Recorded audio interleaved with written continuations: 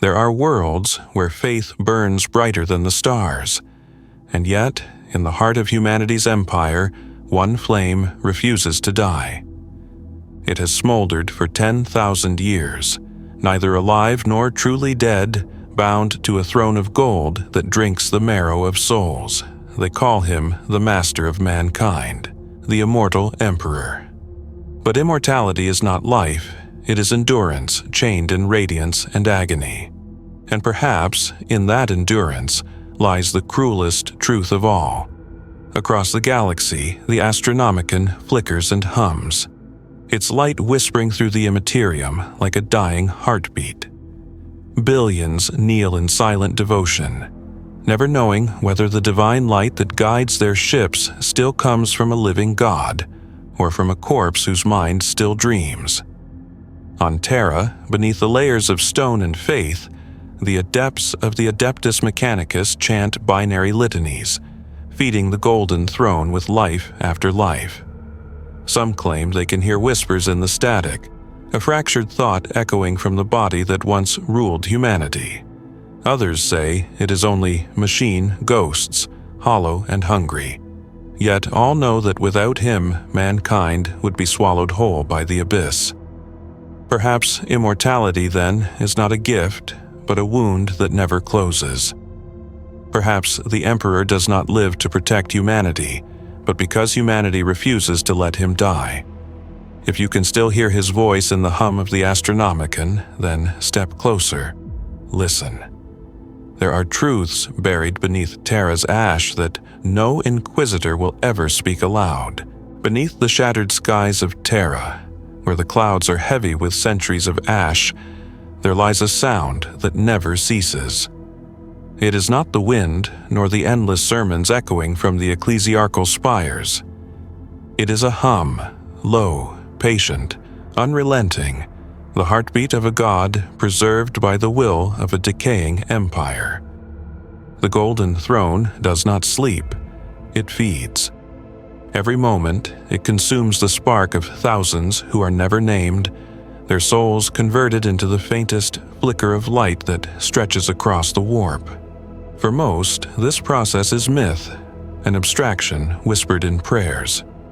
But for those who serve beneath the throne, it is the taste of iron on the tongue, the stench of ozone and blood mingling with incense thick enough to choke the lungs. The vaults that hold the golden throne are not halls built by mortals. They are a labyrinth of sacred machines, each carved with the imperial aquila, each thrumming with energy that no living tech priest fully understands. Even the Magos Dominus who oversee the plasma conduits speak their litanies with trembling voices, for one misstep could silence the Astronomicon, and with it, humanity itself. The servitors move like shadows between the glowing lines of energy, their flesh warped into function, their eyes blind but unerring. Some carry data slates filled with ancient code, others haul bodies wrapped in ceremonial linen, offerings for the next feeding. They make no sound except the clicking of their mechanical limbs, a metronome for eternity's hunger. It is said that the custodian guard, those silent paragons of gold, never speak within the sanctum. Their voices are reserved for battle, not for mourning. Yet even they glance toward the dais where the Emperor's form rests, a silhouette half buried beneath tubes and cables, light pouring from his still hands like liquid sun. To see him is to feel the mind fracture slightly, as though the senses cannot decide whether they are beholding divinity or ruin. The human form is there, yet not. What remains is a figure caught between life and technology, as though the throne itself is digesting its master in slow, reverent increments. In the surrounding chambers, the priests of the Adeptus Mechanicus chant the canticles of sustenance. Their voices are raw, mechanical, a fusion of binary and devotion. Sparks drift down from the throne's pylons, flickering like embers in the dimness. They repair what can be repaired, recalibrate the arcane systems and record the immeasurable, though no data slate ever truly captures the mystery of the Emperor's persistence. The Adeptus Custodes stand guard, their halberds glinting in the faint light, their visors hiding all emotion. They know that if the throne fails, the Imperium ends. Yet none dare ask whether this endless feeding is mercy or blasphemy. Every soul that dies upon Terra, it is said, drifts briefly through the veil before being claimed by something vast and cold. The psychers taken from across the galaxy arrive screaming, shackled in silence aboard the black ships. They are brought down into these catacombs where light has never known dawn, their faces pale beneath the flickering lumen strips. To them, the promise is transcendence, to serve the Emperor directly, to become part of his eternal light. But the reality is simpler, crueler. Their life force is drained into the throne, their essence fueling the Astronomicon, their final thoughts dissolving into static. And still, the machine hungers. Sometimes, a tech priest hears it in the hum, the faint rhythm of a pulse that does not belong to any mortal. Some claim it is the Emperor's will, manifesting through the circuits. Others fear it is merely the echo of so many lives extinguished in one place. There are whispers that the throne is evolving, that its machine spirit has become sentient, drawing power not only from the psychers but from the devotion of every soul who prays to the Emperor's name. Such ideas are heresy, of course, yet they spread like a sickness among the lower adepts. Once every cycle, a custodian descends the inner steps to inspect the seals. Each seal bears the sigil of the Mechanicus, the Ecclesiarchy, and the Inquisition, a trinity of dominion. The custodian's footsteps ring like bells in the quiet, his golden armor gleaming against the pale machinery. When he kneels before the throne, even he does not lift his gaze fully. He whispers a prayer older than language, one that predates the Imperium itself. Then he turns, walking back into the dark, carrying with him the unbearable weight of proximity to the divine. Above, the Ecclesiarch proclaims that the Emperor lives, eternal and benevolent. But down here, in the choking air and endless machinery, the truth feels different. The Emperor does not live, he endures, suspended on the knife edge between existence and oblivion. His body, once radiant, now serves as both relic and reactor. The throne devours the unending tide of psychers, translating their agony into light, and in return, the Imperium survives one more day. It is an exchange written in screams and sanctified by necessity. And yet, amid this orchestration of suffering, something stirs.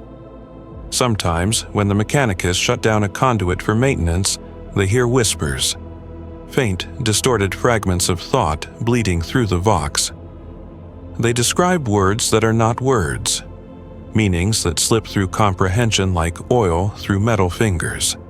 The adepts catalog them as anomalous warp resonances, sealing the records away from prying eyes.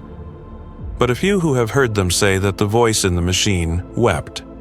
To those who live and die beneath the throne, the Emperor's immortality is not glory. It is a burden that devours time itself. The sanctum's air is thick with promethium fumes and the faint smell of blood, of sweat, of oil. Every flicker of light from the throne casts a shadow that seems to stretch infinitely, swallowing even memory. Yet, humanity clings to that shadow like warmth, for without it, the stars themselves would turn hostile. Still, there are moments, tiny, fleeting instants, when the power fluxes and all sound ceases. In that silence, before the emergency systems roar to life, those nearby swear they can feel it. The faintest breath, drawn from somewhere beyond reason. The throne stirs, the light flares, and then, once again, it hungers. The cycle never ends. Every hour, every heartbeat of the palace above, something is fed into the machine below. the endless procession of psychers continues, robed and trembling, escorted by blank-eyed wardens who feel nothing as they drag the next offering into the light. There are no cries once they cross the sanctum's threshold, only the mechanical hymns of the tech priests and the wet hiss of vaporized flesh. The black ships leave their cargo and ascend again into the polluted skies, their hulls heavy with silence. None of their crew speak of what they've witnessed. It is said that to hear the last screams of a soul absorbed by the throne is to feel one's sanity unravel, thread by thread. Beneath the palace, there are no days or nights. The concept of time collapses in the humming dark. The Magos Dominus measures it instead through energy flux, through the rhythm of failing coils and the periodic tremors that ripple through the chamber whenever a new intake of psychers surges through the system. These tremors are never recorded on any data slate, for to do so would imply instability, and instability is blasphemy. The Mechanicus pretends the throne is eternal, as unchanging as the Emperor's will. But in secret, they fear its corrosion. They fear the day a circuit burns too deep, a conduit fails too soon, or the golden throne itself forgets how to drink. The custodes watch this slow decay in silence. To them, time has long ceased to mean what it does to mortals. They remember the Emperor walking, speaking, commanding with a voice that could bend legions and silence gods. Now they guard a corpse that glows. Their duty has not changed, but its meaning has. The throne is not only the Emperor's seat, it is his tomb, his prison, his monument. Some of them wonder if their eternal vigilance has become worship of the machine rather than the man. But even to question that, even in thought, is perilous. So they stand, immobile, immortal, each heartbeat a prayer they no longer believe in. The adepts of the Mechanicus call themselves the keepers of the divine spark, but they know the truth more intimately than any preacher above. They know how many psychers are required to sustain the light for a day. They know the rate of consumption down to the digit. They know that the energy drawn from these sacrifices does not merely feed the throne's circuits. It binds something within, a presence that presses outward like a storm behind a sealed door. Some data scribes whisper that the machine is not only preserving the Emperor but restraining him, locking his essence away from the warp. If that seal were to break, they say, the Astronomicon would flare with divine fire one last time before collapsing into darkness. No one has ever seen the Emperor's face. Even the highest magi, those permitted to approach within the inner sanctum, glimpse only fragments, the outline of bone through golden light, the stillness of hands fused with metal. The cables that enter his body are like veins, carrying not blood but power.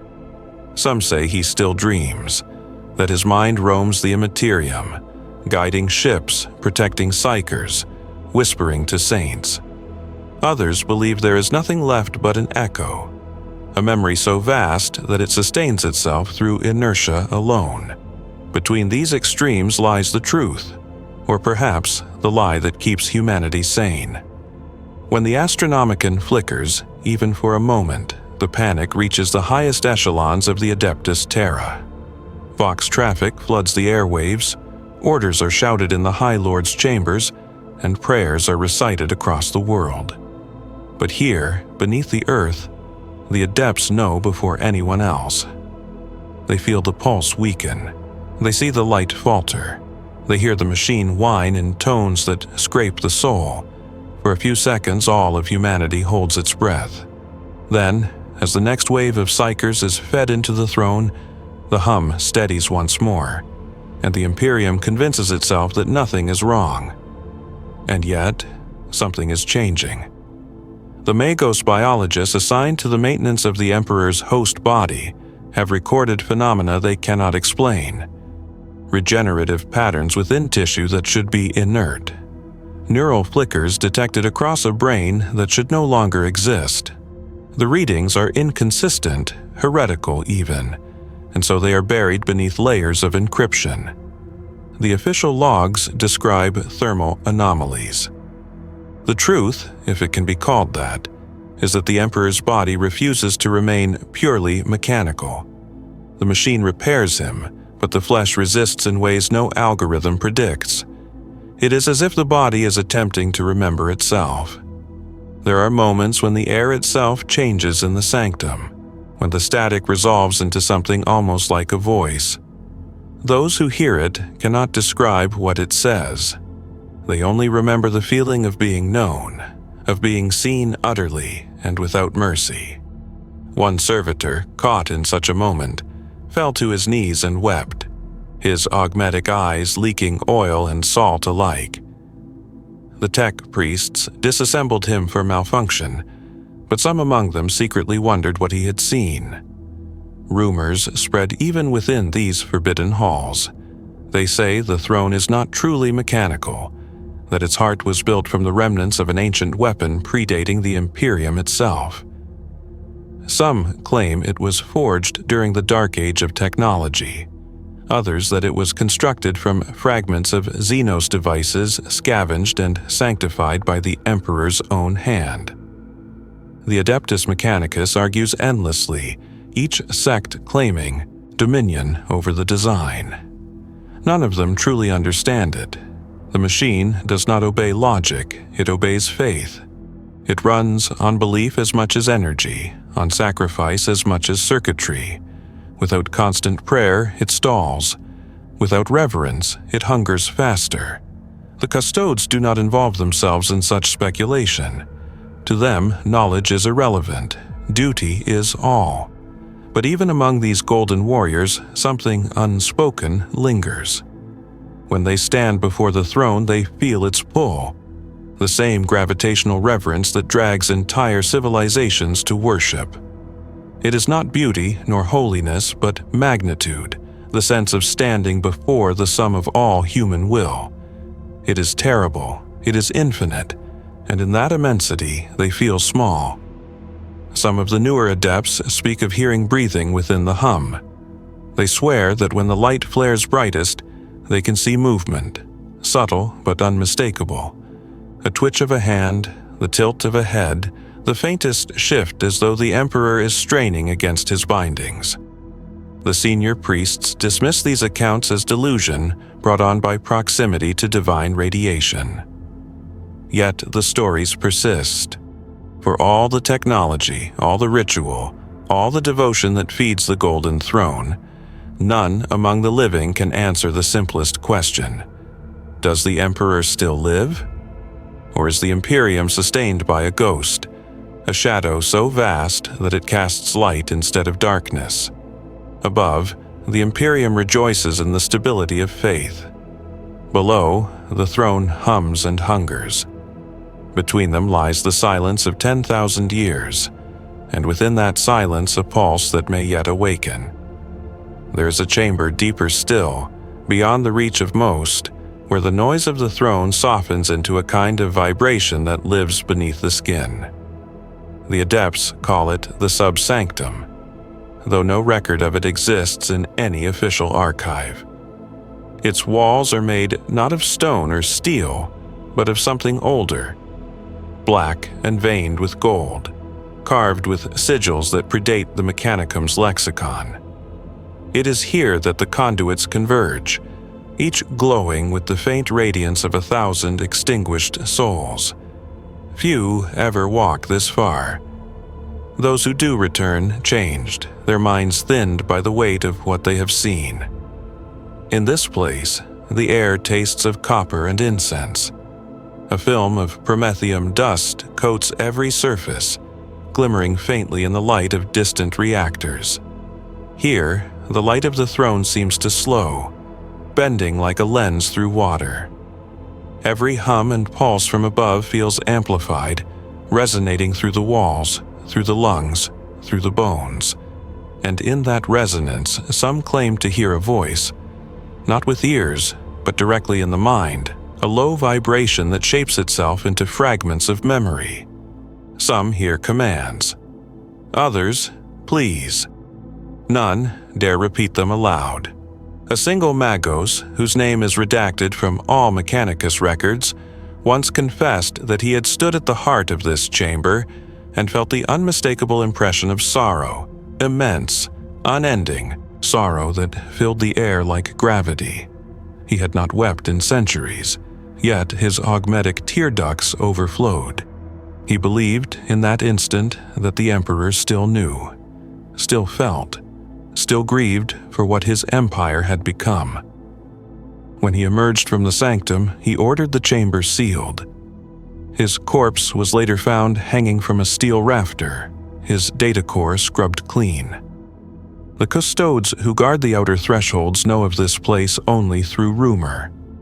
They sense it, as one senses the pressure of an approaching storm. The lower Mechanicus acolytes speak of it as if it were a mythic heart, the place where divinity and decay meet. They say the walls themselves weep with condensation, and that sometimes, in the shifting light, one can see shapes moving behind the gold veins, like shadows trying to remember form. These whispers are dismissed as heresy, of course, but the adepts who dismiss them always speak a little too quickly, as though trying to convince themselves as much as anyone else. Every 7 solar cycles, the conduit rite is performed, a ritual that merges technology with devotion.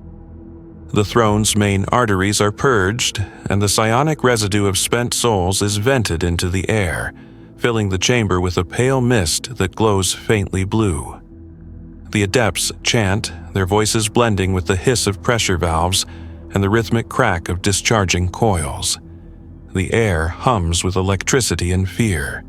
During the rite, none may look directly at the Emperor. They cover their faces with mirrored visors, for to gaze upon him at that moment is said to burn away identity itself. The light that escapes the throne is not illumination, it is revelation, and revelation is death.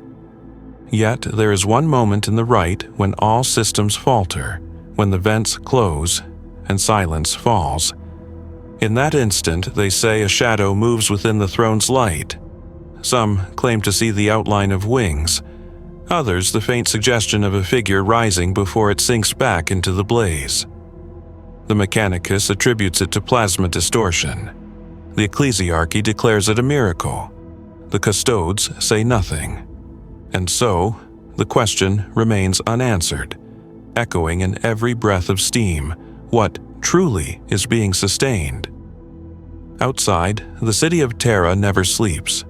Pilgrims crawl across its wastes, climbing the mountain of faith one broken step at a time. They chant prayers older than memory, each syllable carried by wind and ash. They imagine the Emperor as radiant and awake, watching over them from his throne of gold. They cannot fathom that beneath them lies a machine that devours their own kind to keep that radiance alive. The irony is too vast, too cruel. Faith requires ignorance. Truth requires silence. The Imperium survives because both are enforced. Sometimes an inquisitor is granted entry to the outer sanctum, a rare and dangerous privilege. They come seeking evidence of the throne's decline, or proof that it still functions as intended. What they find instead is something no report can contain. The oppressive sense of eternity, the weight of a god's breath turned mechanical. One inquisitor, records suggest, entered the throne's chamber and never returned. His name is spoken in hushed tones among the Ordo Malleus, though none can agree on what he sought. Some say he intended to destroy the throne. Others, that he sought to free what was bound within it. His absence lingers like an unhealed wound. It is easy, in the light of the throne, to forget that once there was a man who built it. A man of flesh and thought, of dreams and defiance. He had walked the stars, commanded armies, and reshaped the destiny of a species. And now that man is gone, or perhaps worse than gone. The machine that holds him may not merely preserve his form, it may consume it, digesting what remains of humanity's God into something colder, vaster, unrecognizable. The Mechanicus maintains that the systems function perfectly. The Custodes insist that he endures. The Ecclesiarchy proclaims that he reigns eternal. But deep beneath those proclamations, beneath the iron and ritual, there is a hum that sounds increasingly like a heartbeat struggling to remember how to beat. Once, a lowly acolyte assigned to maintenance detail claimed to have seen the Emperor's hand twitch. His superior silenced him with a blow and ordered his memory purged, but the story spread nonetheless. In every retelling, the details shifted. The fingers clenched, the eyes flickered, the lips parted. Each version ended the same way, with silence and a sense of dread that the Emperor's awakening would not bring salvation, but reckoning. The throne hums, the light burns, the air trembles, and still the Imperium calls this endurance immortality. Yet if immortality means never dying, then the Emperor has succeeded. If it means never resting, never ceasing, never being free, then his success is a tragedy beyond comprehension. Far above, the bells of the ecclesiarchal palace toll another hour into eternity. The faithful kneel, the world turns, the throne consumes. The deeper one goes beneath Terra's crust, the more the world ceases to resemble anything human. Here, the stone has been shaped by heat and faith alike, polished smooth by the passage of centuries of servitors whose metal limbs have never known stillness. The air is heavy with static discharge and the dry taste of sanctified oil. Above, the surface world groans with billions of voices, administratum clerks, pilgrims, soldiers, all feeding the endless rhythm of empire. But below, there is only the hum and the light and the slow digestion of eternity. It is said that the first men to work the throne systems went mad within a year. They spoke of hearing hymns in the machine circuits, of seeing faces form in the data streams that danced across their screens.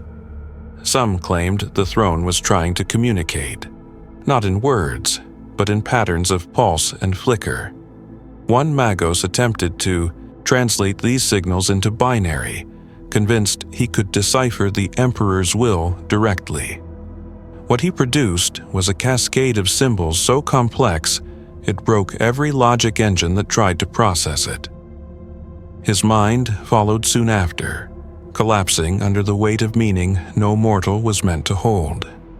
The Mechanicus burned his body and purged his code from every archive, but the legend endured. They call it the Canticle of the Throne, and those who study it too long are said to dream of golden light and endless screaming. The Custodes know these stories, but do not speak of them. They do not need to. They have watched too many adepts vanish into reverence and madness alike. They stand, as they always have, motionless in their vigilance, their eyes hidden behind visors that reflect the throne's glow. To see their reflection in that gold is to feel both awe and despair, an image of perfection that has forgotten why it was forged.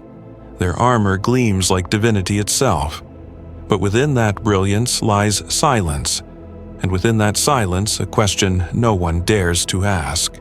Sometimes, in the stillness between feeding cycles, the throne emits a tone so deep it rattles the marrow. It is not power loss nor system failure. It is a note, precise, resonant, deliberate. The adepts who hear it drop to their knees, overcome by nausea and revelation alike. Some weep openly, others fall into trances, their minds filled with visions they cannot later describe. The Custodes do not kneel, but they feel it too, a vibration that presses against their skulls like the hand of a god. It lingers long after the sound has faded, an echo that reshapes thought into devotion. To serve the throne is to surrender the self. There are no names here, no ambitions, no identities. The servitors move like extensions of the machine. The priests function as its nerves and tongue. Every movement is ritual, every task a prayer. Even the smallest calibration of a conduit is performed with the gravity of worship. In this way, the Mechanicus maintains control, not through understanding, but through reverence. For understanding would mean recognizing what they have built, a god in captivity. There are accounts, apocryphal, forbidden, of what happens when a psyker's essence is drawn into the system. Witnesses describe light so bright it tears through flesh and metal alike, followed by a silence that feels infinite. For an instant, they say, the psyker's soul is visible, an outline of light suspended above the throne before it dissolves into the machinery. Some claim to see shapes within that light, wings, eyes, entire galaxies folding inward. Others see nothing at all, only the hollow glow of a soul unmade. No one agrees on the truth, but all agree on the aftermath. The throne grows brighter, and the hum deepens, as though fed not only by energy, but by will. And what of the Emperor's will? Some among the highest ranks of the Mechanicus believe that what they sustain is not preservation, but containment. They whisper that the Emperor's consciousness has become too vast, too alien, too intertwined with the warp to be allowed freedom. The Golden Throne, then, is both life support and prison, an engine built not to maintain but to hold back. They argue this in secret, in Vox-encrypted rituals held deep within Mars itself, their prayers laced with fear. For if he were to awaken fully, if his gaze were to fall once more upon humanity, would he recognize what his empire has become? Would he see worship or betrayal? The ecclesiarchy would call such doubts heresy, yet even their grandest hymns betray unease. Their scriptures speak of the emperor's eternal vigil, of his unbroken watch, as though the act of endurance itself has replaced all other virtues. They do not speak of mercy or love or even justice, only endurance. And endurance, stretched across millennia, becomes indistinguishable from torment.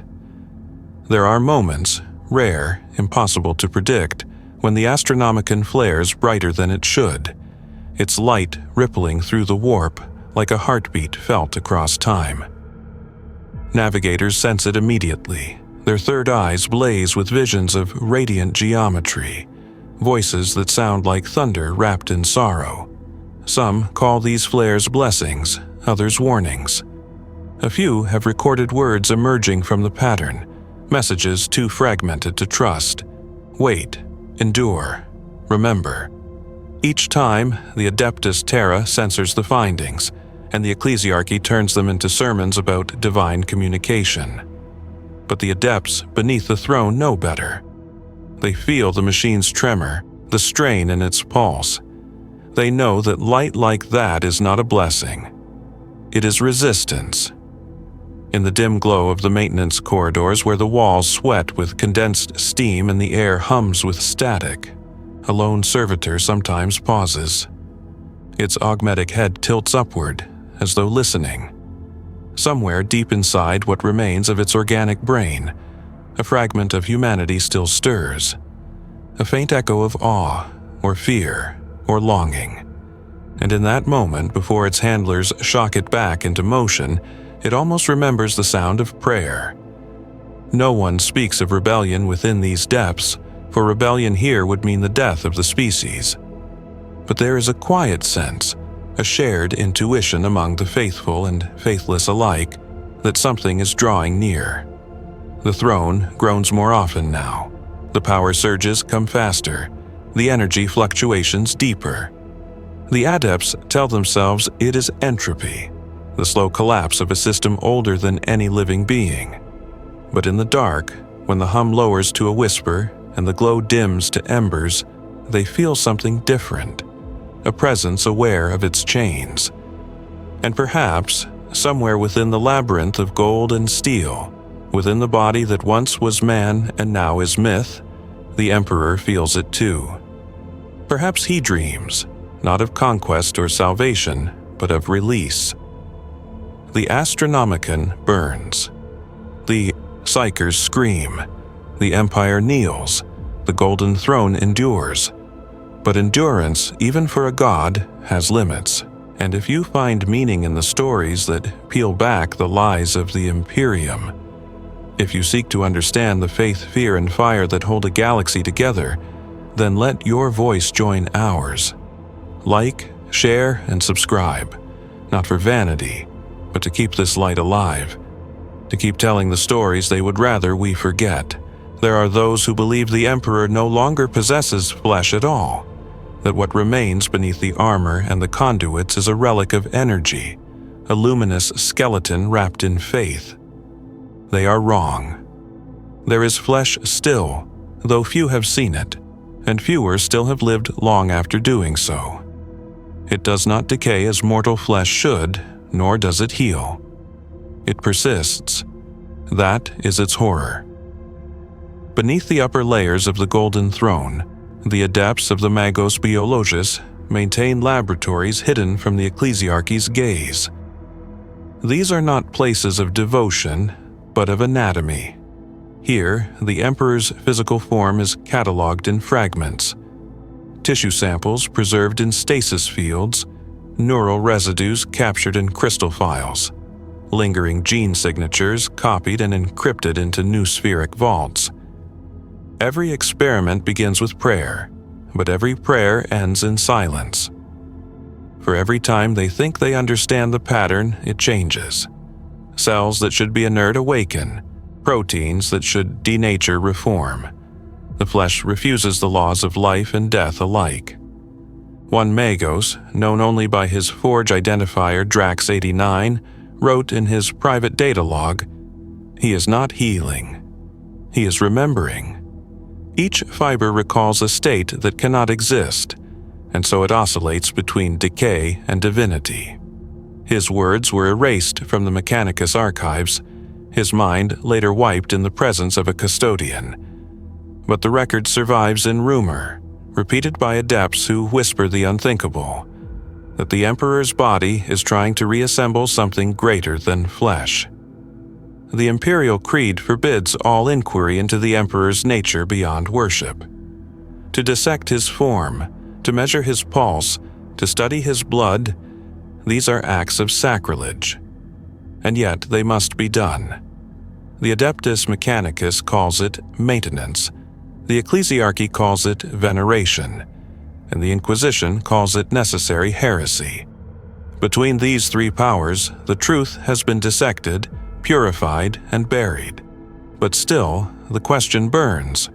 What precisely keeps him alive? The answer changes depending on who you ask. The tech priests claim it is the throne's circuitry, channeling psychic energy through neural nodes that act as both conduit and containment. The ecclesiarchs insist it is the will of faith itself, that billions of prayers form a psychic field strong enough to anchor his soul.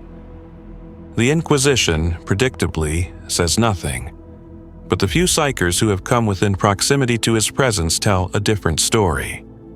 They speak of pressure, a suffocating psychic gravity that bends thought and emotion alike. To stand near him is to feel one's mind dissolve, to sense that something vast and incomprehensible is pressing against reality from within his still form. The Adeptus Custodes who guard the sanctum have never confirmed nor denied these accounts. Yet, among their ranks, there is a legend. It tells of a time, centuries ago, when one of their number, Aurelius Kale, was ordered to oversee the purification of the Emperor's lower armor plating. The task was routine, a ceremonial cleansing meant to ensure the purity of contact surfaces. But as Kale's gauntlet brushed against the Emperor's exposed skin, his armor's systems recorded a spike of psychic energy so great it burned through his data coils. Kale fell to his knees, bleeding from the eyes, and for a moment he screamed a word that none could later recall. The custodes standing nearby claimed the sound did not pass through the air. It erupted directly into their minds, like a shard of light. Kyle died before he could speak again. His armor was sealed in stasis, his name erased from all official records. What did he see or feel in that instant? None can say. But from that day forward, the custodes never again permitted direct contact with the Emperor's flesh. They act only through sanctified mechadendrites and servitor extensions, as though the body they guard is too sacred or too dangerous to be touched. There are conflicting reports of the Emperor's form beneath the armor. Some describe it as radiant and whole, untouched by time.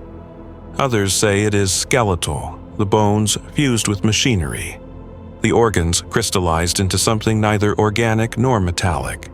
A few whisper that it shifts between both states depending on who looks upon it, as though perception itself determines the truth. The Mechanicus records are inconclusive. Every time they attempt to scan his body, the readings collapse under feedback loops that defy their instruments. No machine, no algorithm, no human mind can fully map what lies within the Emperor's shell. Still, the study continues. Every day, adepts record fluctuations in energy flow that seem to correspond with unknown biological rhythms. There are pulses, too slow to be a heartbeat, too irregular to be mechanical. Some believe these pulses are the Emperor's mind, resonating through the warp. Others believe it is the flesh itself, reacting against the machine that imprisons it. They call it the tremor of divinity, a phenomenon that marks the thin boundary between body and myth. Above, the ecclesiarchy spread sermons of his perfection. Below, the adepts record the slow war between his flesh and the throne. The two are locked in perpetual negotiation, one seeking freedom, the other stability. Neither can win without destroying humanity, and perhaps that is the truest cruelty of all. The Emperor's immortality is not a blessing. It is a dialogue between suffering and necessity, replayed every second of every day. He cannot die because the Imperium will not let him. He cannot live because the throne will not release him. And so, his body remains trapped between what it once was and what it is becoming, an artifact of both human brilliance and human fear. Some among the Inquisition have speculated that his form is beginning to evolve, to adapt to a new kind of existence. They speak of tissues that no longer resemble human structure, of neural pathways expanding into dimensions the Mechanicus cannot measure.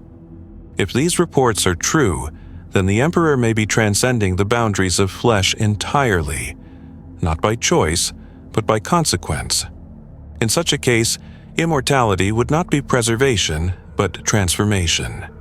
And perhaps that transformation is already underway. Still, every morning, the priests ignite the sacred fires. They chant the same words, breathe the same incense, and whisper the same prayer. The Emperor protects, but no one dares to ask, from what? Deep in the sanctum, where light is swallowed by the machinery that sustains it, the Emperor's body glows with a muted radiance that never fades. It is not the glow of health, nor of decay, but of something suspended between.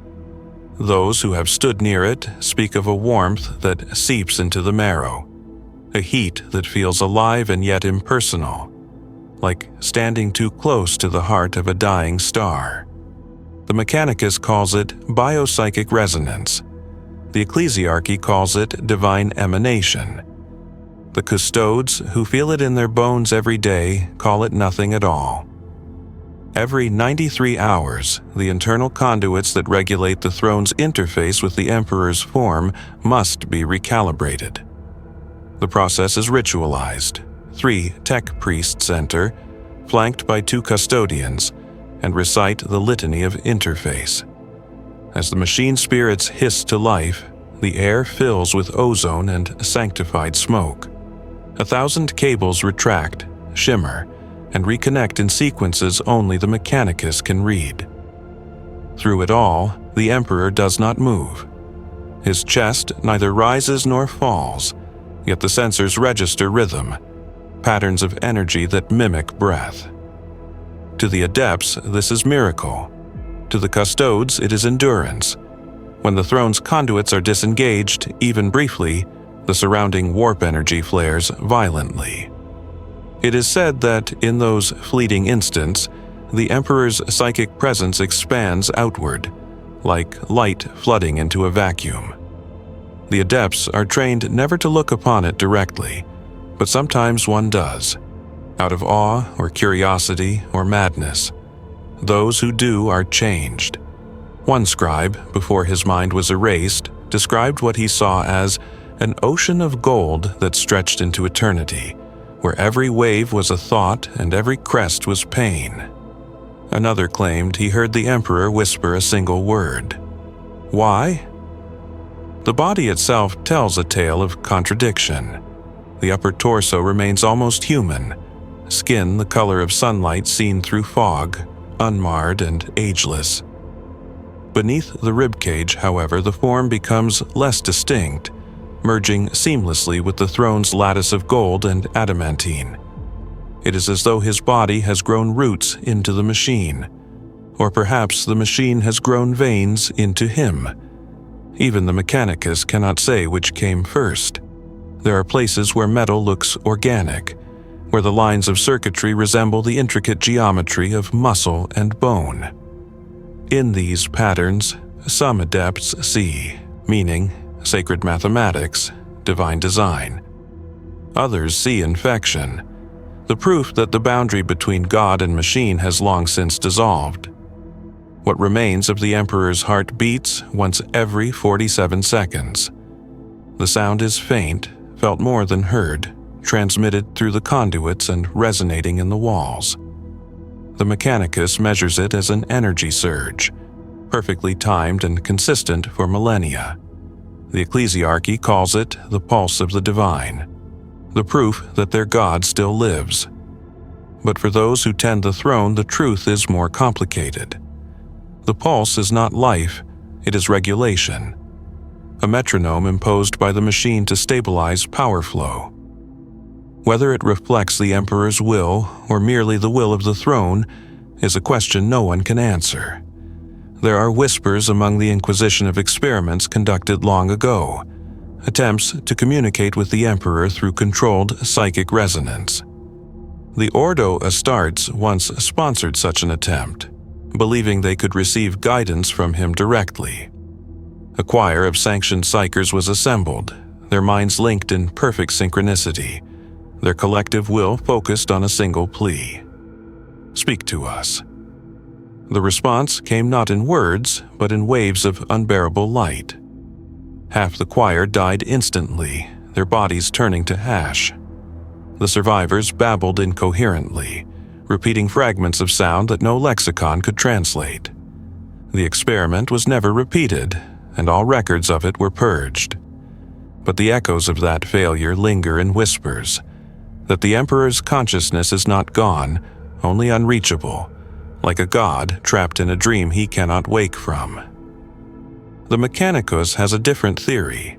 They believe the Emperor's mind exists now as a networked pattern, distributed across both his remaining neurons and the throne's machine spirit. In their logic, he is no longer a singular consciousness, but a system, a divine algorithm constantly recalculating to sustain its own function. This, they claim, explains the fluctuations in the Astronomicon, the shifting frequencies that baffle the navigators. When faith surges, when prayers resound through the warp, the Emperor's system stabilizes. When despair spreads, it falters. The Emperor, they say, has become symbiotic with humanity's belief. He feeds on faith not as a god by choice, but as a god by necessity. If this theory is true, then his flesh has become both temple and transmitter, a medium through which humanity's collective mind sustains itself. But that would also mean that every prayer, every whispered invocation, every desperate cry in the dark reaches him, each one a spark pressed into the infinite wound of his awareness. The thought is unbearable, even to those who claim devotion. The Emperor hears everything, and he cannot answer. One custodian, unnamed in the archives, once stood guard at the throne for 3 unbroken decades. When his service ended, he did not retire to the barracks of his brethren, but instead walked into the sanctum alone and removed his helm. Witnesses said he stared at the emperor for hours, motionless, before finally speaking aloud. "How much longer must he suffer for what we have done?" The custodian then drew his guardian's spear across his own throat. His blood spilled upon the throne's base, and where it touched, the light flared brighter. Some say the emperor accepted it as sacrifice. Others say it was rejection. None dared clean the stain for 7 years. Every act within the throne's chamber is recorded, codified, and sanctified, but there are still moments that no record can contain. The flicker of a dying lumen that reveals movement where there should be none. The faint hum that shifts in pitch when a priest utters the emperor's given name. The sudden scent of roses and iron that fills the air when a psyker's body disintegrates into light. These are dismissed as anomalies, sensory illusions brought on by exhaustion. But the adepts know better. They know that every system, no matter how stable, hides a secret frequency, a vibration that hints at what lies beyond comprehension. And that is the paradox of the Emperor's flesh. It is not divine because it defies death. It is divine because it endures in spite of it. Each cell is a battlefield between entropy and eternity, a microcosm of the Imperium itself. Rotting, glorious, unyielding. His immortality is not perfection, but resistance, a refusal to surrender even to the laws of existence. Above the sanctum, the storms of Terra howl across continents of ash. The ecclesiarchy preaches that these tempests are blessings, the breath of the divine reshaping the world. The Mechanicus records them as magnetic anomalies caused by flux in the throne's power field. But those who have felt that wind on their faces know the truth. It is not blessing nor accident. It is the exhalation of a god who cannot die, and somewhere deep within the glow, beneath the cables and sanctified armor, the flesh of that god trembles. Not in agony, not in rage, but in memory. At the edges of the Emperor's sanctum, where even light hesitates, the adepts whisper of dreams that come to them after long service. In these dreams they stand before a sun that does not rise, and in its core they see a man, not radiant but weary, his hands scarred, his eyes closed as if in prayer. He does not speak, he only breathes, and each breath reshapes the stars. When the adepts wake, they remember nothing except a single feeling, longing. They take it as a blessing, though none can say from whom. The Inquisition dismisses such dreams as psychic feedback from prolonged exposure to the throne's radiance, but some among the Ordo Malleus hoard these accounts. They suspect they are more than dreams, that they are memories leaking from the Emperor's subconscious, fragments of a mind stretched across the void. If so, then his sleep is not peaceful. It is filled with remembrance of betrayal, of victory, of the moment he was bound to the machine that keeps him from oblivion. Those who have studied the remnants of his flesh in secrecy speak of impossible structures. Tissues woven from filaments of gold and living light. Cells that replicate only when observed. Neural matter that folds inward upon itself like origami of thought. The magos who dared dissect these samples found themselves lost in recursive analysis, as if the flesh itself were studying them in return. One of them, a scholar named Sarath Voln, recorded his final entry before disintegration. The body is not dying, it is deciding. That phrase has haunted every generation since. What does it mean for a god to decide? Does he choose to remain bound? Or does the throne's imprisonment persist only because he allows it? If he chose to awaken, what would happen? To the warp, to the Astronomicon, to every soul tethered by his light. The Mechanicus cannot model it. The Inquisition cannot predict it. The Ecclesiarchy cannot imagine it without blasphemy. And yet, the question persists like an infection of thought, impossible to cure. The Emperor's flesh, though unseen by most, radiates psychic heat that saturates every molecule of air in the chamber. It does not burn the body, it burns the mind. The longer one remains near it, the harder it becomes to think of anything else. The boundaries of the self begin to dissolve. Acolytes report feeling their memories slip away, replaced by fragments not their own. Visions of endless battlefields, of dying suns, of legions marching in golden armor across worlds that no longer exist. They believe they are sharing his memories, but the Mechanicus records them as contamination. They call it the contact phenomenon, and those afflicted are quietly removed and never seen again. Among the custodes, these episodes are regarded with a different kind of reverence. Some of them believe that to feel even a flicker of the Emperor's memory is the highest honor. Others fear it. They have sworn to protect him, not to know him. And yet, knowledge creeps in unbidden, like light through a crack. There are stories of custodians who, after centuries of service, begin to dream of the siege of Terra, though they were not yet born when it happened. They describe it in vivid detail: the smoke, the sound, the voice that ordered them to hold the line. Some wake weeping, their golden armor trembling under the weight of memories that do not belong to them. This contamination is not limited to the living. Even the throne itself seems haunted by recollection. There are pulses of energy that correspond to no mechanical cause, surges that ripple through the circuits like echoes of forgotten emotion. During these moments, the Astronomicon flares slightly, and navigators across the galaxy feel a tremor in the light. Some describe it as sorrow, others as resolve. Whatever it is vast enough to shake the warp itself. The Mechanicus continues to record every anomaly, hoping to find pattern.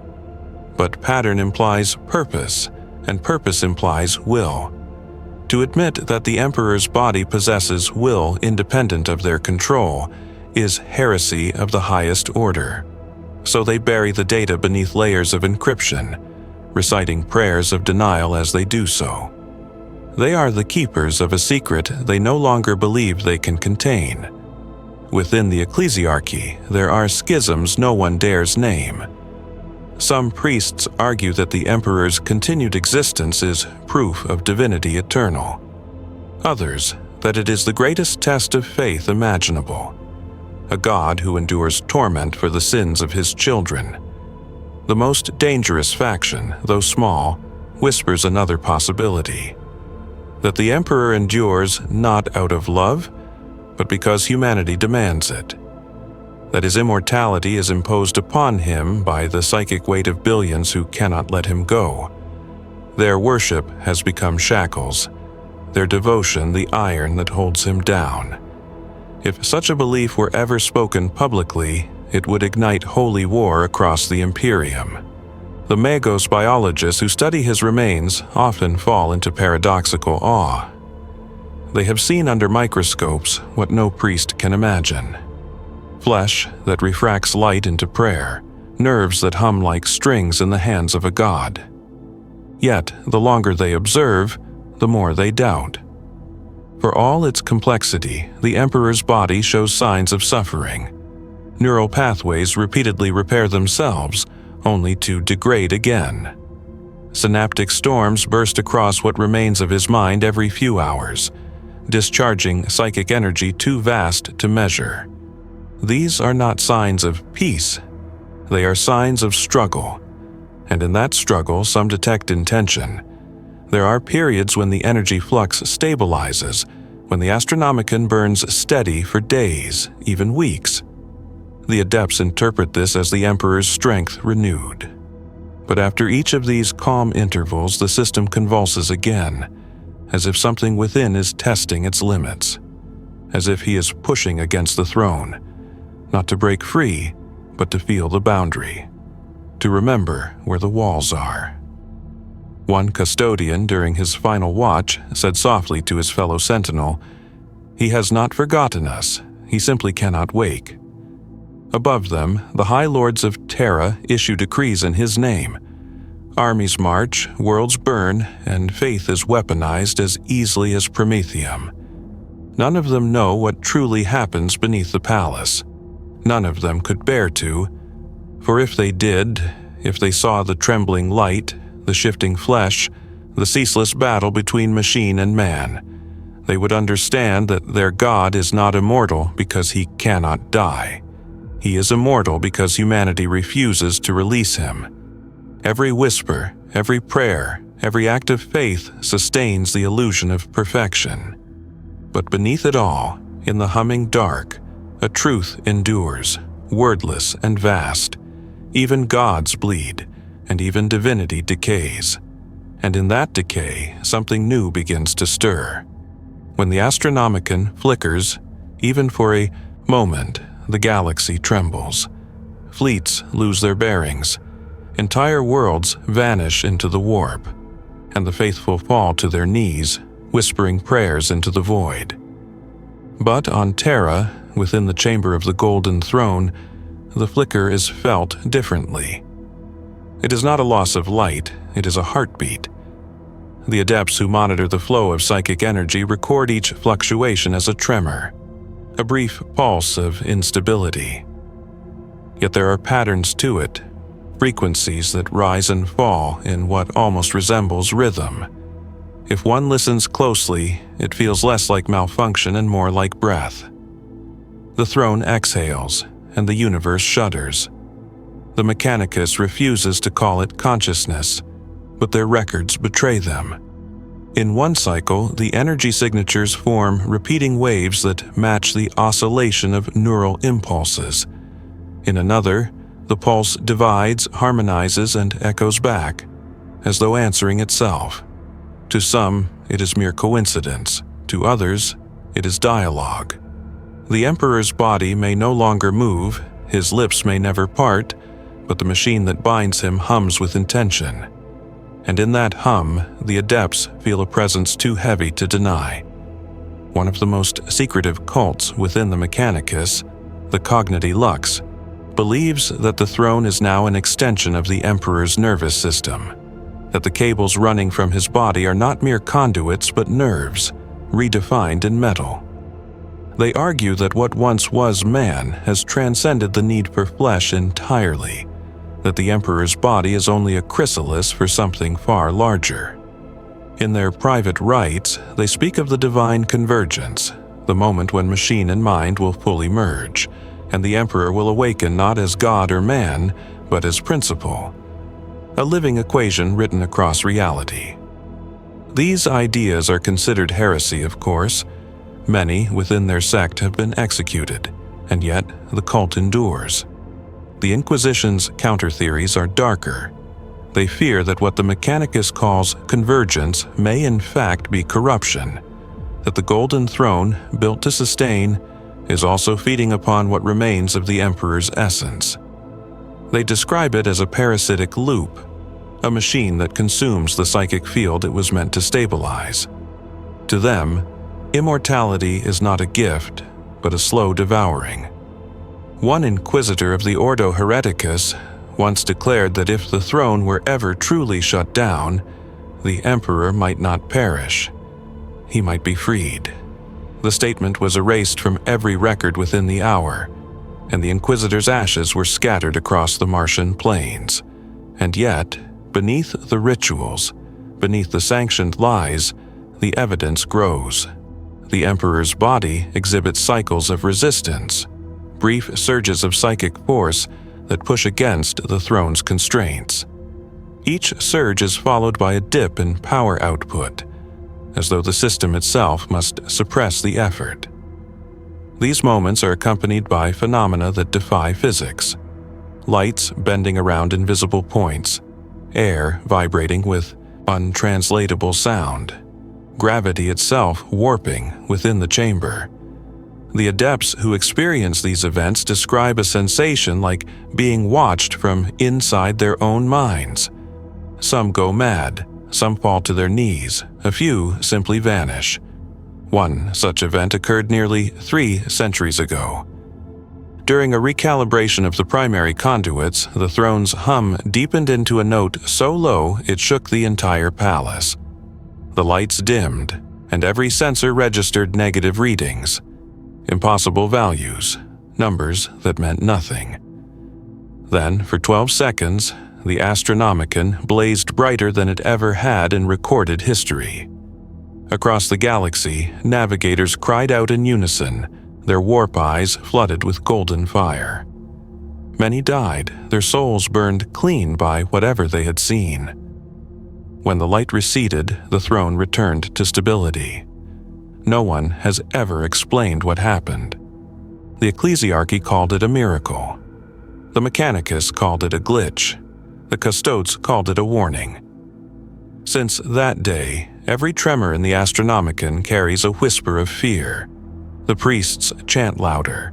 The machines hum faster, as if they can drown out the truth rising beneath them. For every sign of decay, there is also evidence of growth. The Emperor's cells continue to mutate, not chaotically but with precision. They are forming patterns, geometries that mirror warp space configurations, psychic lattices too intricate to be random. It is as though his body is rewriting itself, preparing for something the adepts cannot comprehend. The idea that the Emperor's evolution might not align with humanity's survival is unthinkable, yet unavoidable. If his flesh is becoming something else, something beyond mortality, beyond even godhood, then what will happen to those who depend on him? Will the Astronomicon still shine? Will the warp still obey? Or will the light that has guided humanity for 10 millennia suddenly burn it away?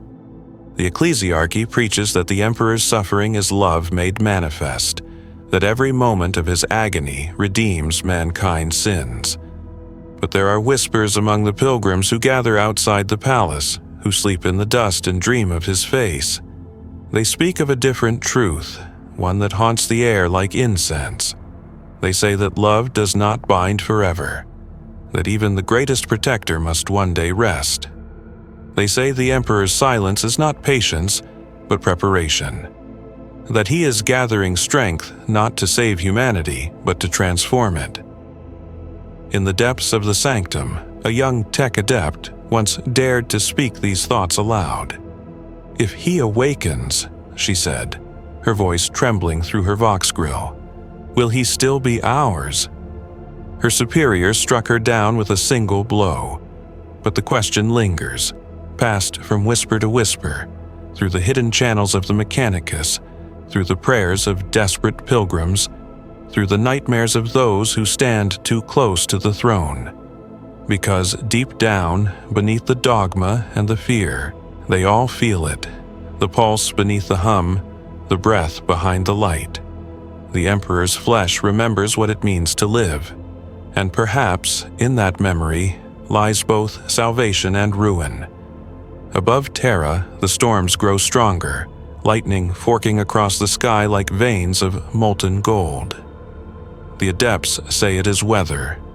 The priests say it is blessing. The custodes say nothing because they know. They have felt the tremor beneath their boots, the whisper that moves through the air like prophecy. The Emperor's flesh endures. But endurance is not peace. It is the final stage before awakening, and somewhere deep within that boundless, burning body, a thought stirs, ancient, human, and impossibly vast. Across the immensity of the void, beyond the black seas of the warp and the dying suns that litter the galaxy like burnt offerings, there is a light that sings. It is not seen in the mortal spectrum, nor measured in simple radiance, but felt, an omnipresent vibration that resonates through the very marrow of those who can perceive it. The navigators call it the Astronomicon, though that word is a simplification, a human attempt to name the unnameable. To them, It is both guide and God-song, the single thread that holds reality together. Without it, the warp becomes endless night, and mankind's fleets vanish like sparks into a storm. Yet, for those who have listened long enough, the song has changed. In the earliest days of the Imperium, the Astronomicon was pure and unwavering, a steady note that pierced the warp like a spear of divine fire. Every navigator who opened their third eye to its brilliance felt the Emperor's will directly, an unambiguous beacon that led ships safely through the storms. But over the millennia, the song has fractured. There are undertones now, subtle at first, then insistent, harmonies that do not belong. Some navigators hear whispers between the notes, voices that speak in forgotten tongues. Others feel emotions that are not their own: grief, rage, longing. The Adeptus Astra Telepathica dismisses these as psychic artifacts, the side effects of human frailty. But those who have heard the deeper tones know better. The Astronomicon no longer sings alone. The navigators who spend their lives attuned to it describe it as both blessing and burden. The third eye, that sacred mutation granted by ancient pact, allows them to see through the warp not as chaos but as symphony. Through it, the Astronomicon appears as an impossible geometry of light, shifting, infinite, woven from both thought and song. When they focus too long, they begin to perceive patterns hidden within the radiance, shapes that pulse in rhythm with their own heartbeats, faces that emerge from the glow and dissolve before meaning can form. To look too deeply is to risk madness, yet to navigate the void without that gaze is to die. And so they stare into the light of their God, day after day, knowing that one day it will look back. Among the navigator houses, there is one whose archives hold secrets too old to share: the House of Callus Vorn. Their records date to the dawn of the Imperium, when the first warp routes were charted under the Emperor's guidance. Within their vaults lies the oldest surviving chronicle of the Astronomicon's song, recorded not in words but in harmonic frequencies. When compared to modern readings, the differences are stark. The original signal was singular and absolute, a perfect tone unmarred by distortion. Today's Astronomicon is layered with counterpoints, half-melodies that weave through its core like shadows through light. The navigators of Callus Vorn whisper that these counter-melodies are not random. They are voices. One among them, Navigator Primaris Lyrae Vorn, dared to say aloud what others only feared. "The Emperor no longer sings alone," she declared during a conclave on Terra. "There are others in the light." Her words spread through the houses like wildfire. Some called her a prophet, others a heretic. Within a week, her ship vanished en route to Hydrafour, and her house has remained silent ever since. Still, her words persist. Others have begun to hear what she heard. In the outer sectors, navigators report a second tone beneath the Emperor's, faint but growing stronger. It resonates differently, darker, slower, less certain. Some claim it responds to emotion, that when a navigator prays, the lower tone shifts, harmonizing for an instant before returning to dissonance. The Adeptus Astra Telepathica warns against focusing on these anomalies. They call them echoes, warp interference, hallucinations born of exhaustion.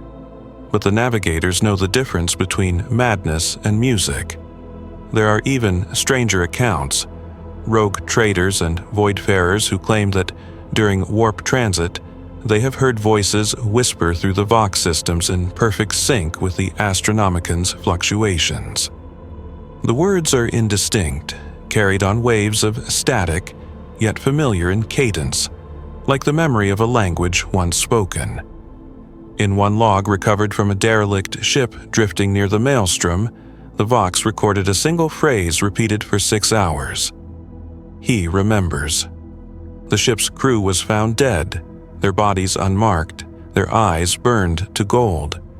For the ecclesiarchy, these are omens of renewal. They preach that the Emperor's light is awakening, growing stronger through communion with the souls of the faithful. To them, every new tone is another aspect of his will. For the Inquisition, however, such interpretations are dangerous. The Ordo Malleus suspects interference, that something within the warp, perhaps even something once defeated by the Emperor himself, now vibrates in harmony with his lingering essence. They fear the unthinkable, that the Astronomicon, once the pure beacon of mankind's survival, is being shared. Aboard the great fleets of the Imperium, where millions of souls drift between the stars, the navigators alone hear the change most acutely. Some have begun to seal their third eyes with blessed wax before entering the warp, claiming the light burns too brightly now. Others report glimpses of vast silhouettes moving behind the golden glow, forms that seem to reach toward the mortal realm but never quite breach it. One navigator, before taking his own life, scrawled a final message in blood upon his cabin wall. "The light watches me when I sleep." And yet, despite these terrors, the Astronomicon endures. It still guides, ships still arrive, the Imperium still breathes. To most, this is enough. They kneel before the altar and thank the Emperor for another safe passage, never wondering what price he pays, or whether the voice that answered their prayer was truly his. But for those who can hear the song clearly, who know the rhythm of every pulse, every harmonic, every note of divine agony stretching across the void, there is no comfort. There is only the growing awareness that the Astronomicon is not merely a light, it is a voice. Many voices now, and every one of them is learning to speak. The warp is not empty. It is a sea of thought and hunger, a churning reflection of every mortal mind that has ever dreamed, feared, or prayed. And through that sea, the Astronomicon burns, a column of order-piercing chaos, a lighthouse built from suffering. It has guided humanity for 10,000 years, and in that time, the warp itself has learned to listen. The daemons whisper of it in their nightmares. The gods of ruin avert their gaze. They call it the wound that will not close, a scar of light carved into their dominion. And like any wound left too long, it has begun to fester. Among the navigators, there is a phenomenon spoken of only in the lowest tones, the echoing. It begins as a resonance, an imperceptible fluctuation in the Astronomicon's pitch that syncs perfectly with a navigator's heartbeat. Those who experience it describe a sensation of being seen from within, as though something vast and patient is studying them through the light. For some, it lasts only seconds. For others, days. The longer it persists, the more the boundaries of identity begin to blur. They report hearing fragments of thought that are not their own, memories of battles fought before they were born, voices that speak in the cadence of prayer, laughter that sounds like sorrow turned inside out.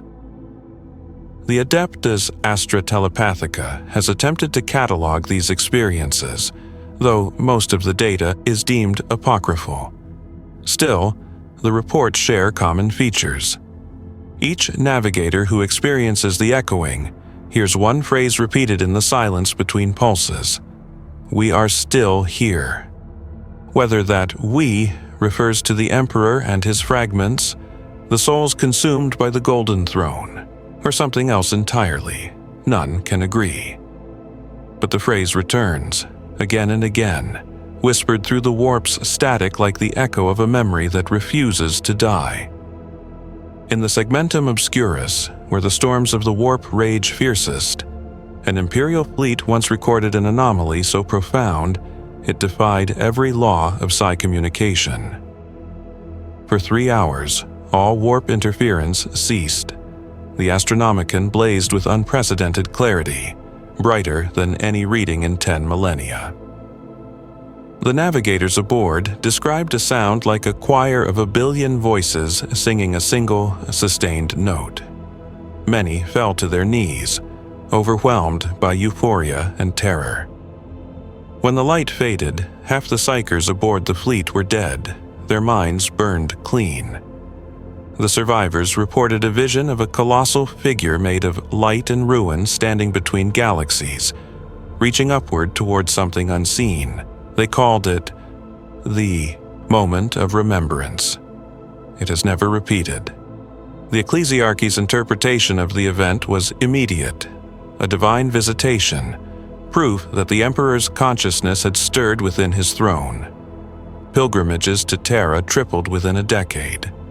Entire worlds declared days of endless prayer, their skies lit by pyres built from faith and desperation. But the Mechanicus readings told another story. During those 3 hours, energy output from the Golden Throne spiked beyond any sustainable threshold. Parts of the system nearly failed. The magi who oversaw its maintenance swore oaths of secrecy before the custodes, for what they saw on their monitors could not be sanctified. They described patterns within the output, waveforms too deliberate to be random, arranged in sequences that mirrored the binary prayers of the Mechanicus themselves.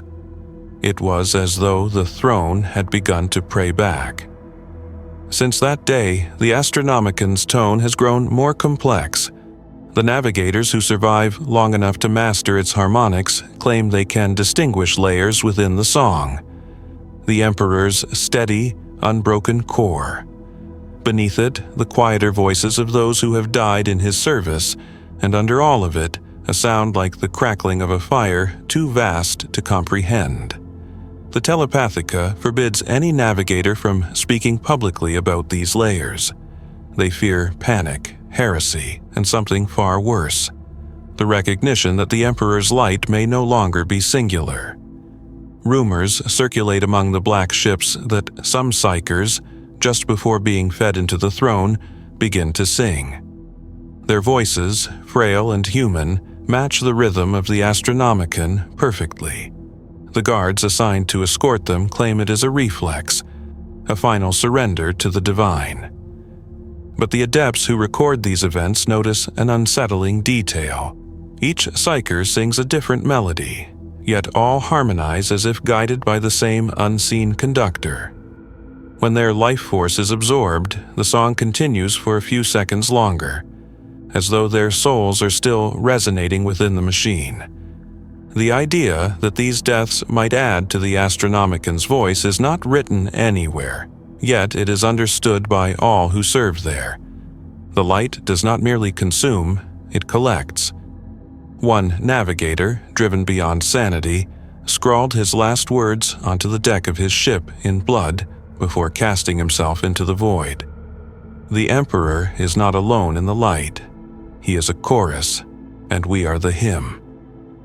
His house erased his name from every record, but his words spread across the Imperium like a contagion.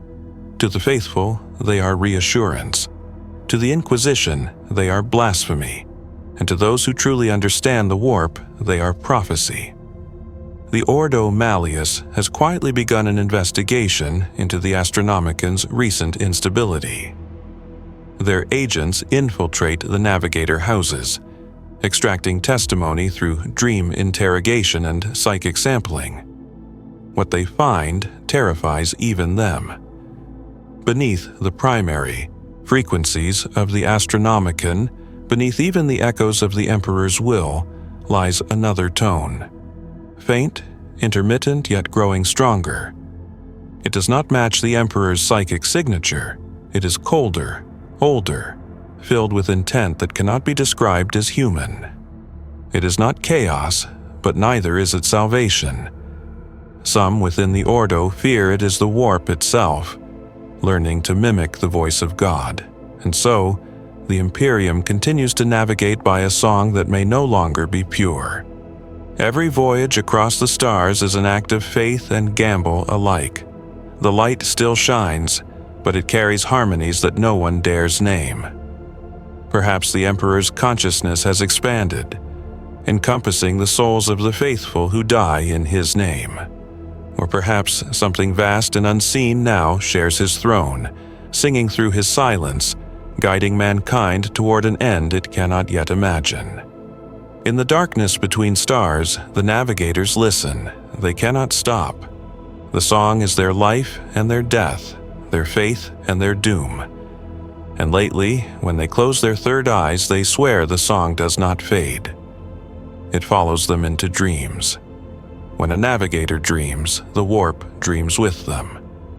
It shapes itself around their fear, their hope, their quiet desperation for meaning. Through that psychic sea flows the Astronomican's light, steady and golden, yet no longer silent. In the long silence of interstellar travel, where the hull groans and the air tastes of recycled faith, navigators sleep between jumps and hear the same thing. Voices woven into the radiance. Some are soothing, others pleading, but all speak in tones that resonate beneath consciousness. One navigator aboard the battle barge Vigilant Oath recorded her experiences after a particularly long transit through the Imperium. In her journals, sealed now within the vaults of Terra, she wrote that when she opened her third eye to the Astronomican, she saw not a beacon, but a face. It was vast beyond measure, sculpted of light and sorrow.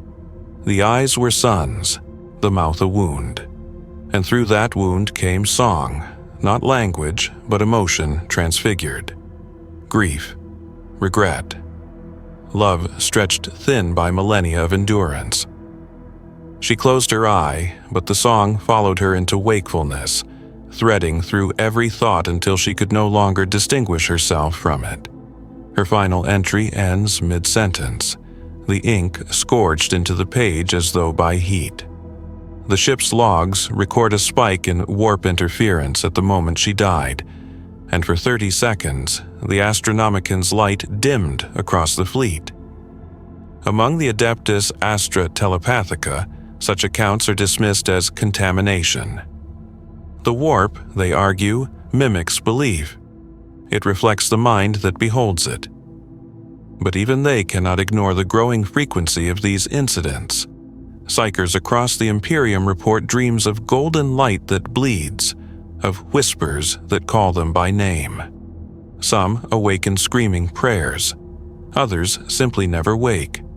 The official doctrine remains unchanged.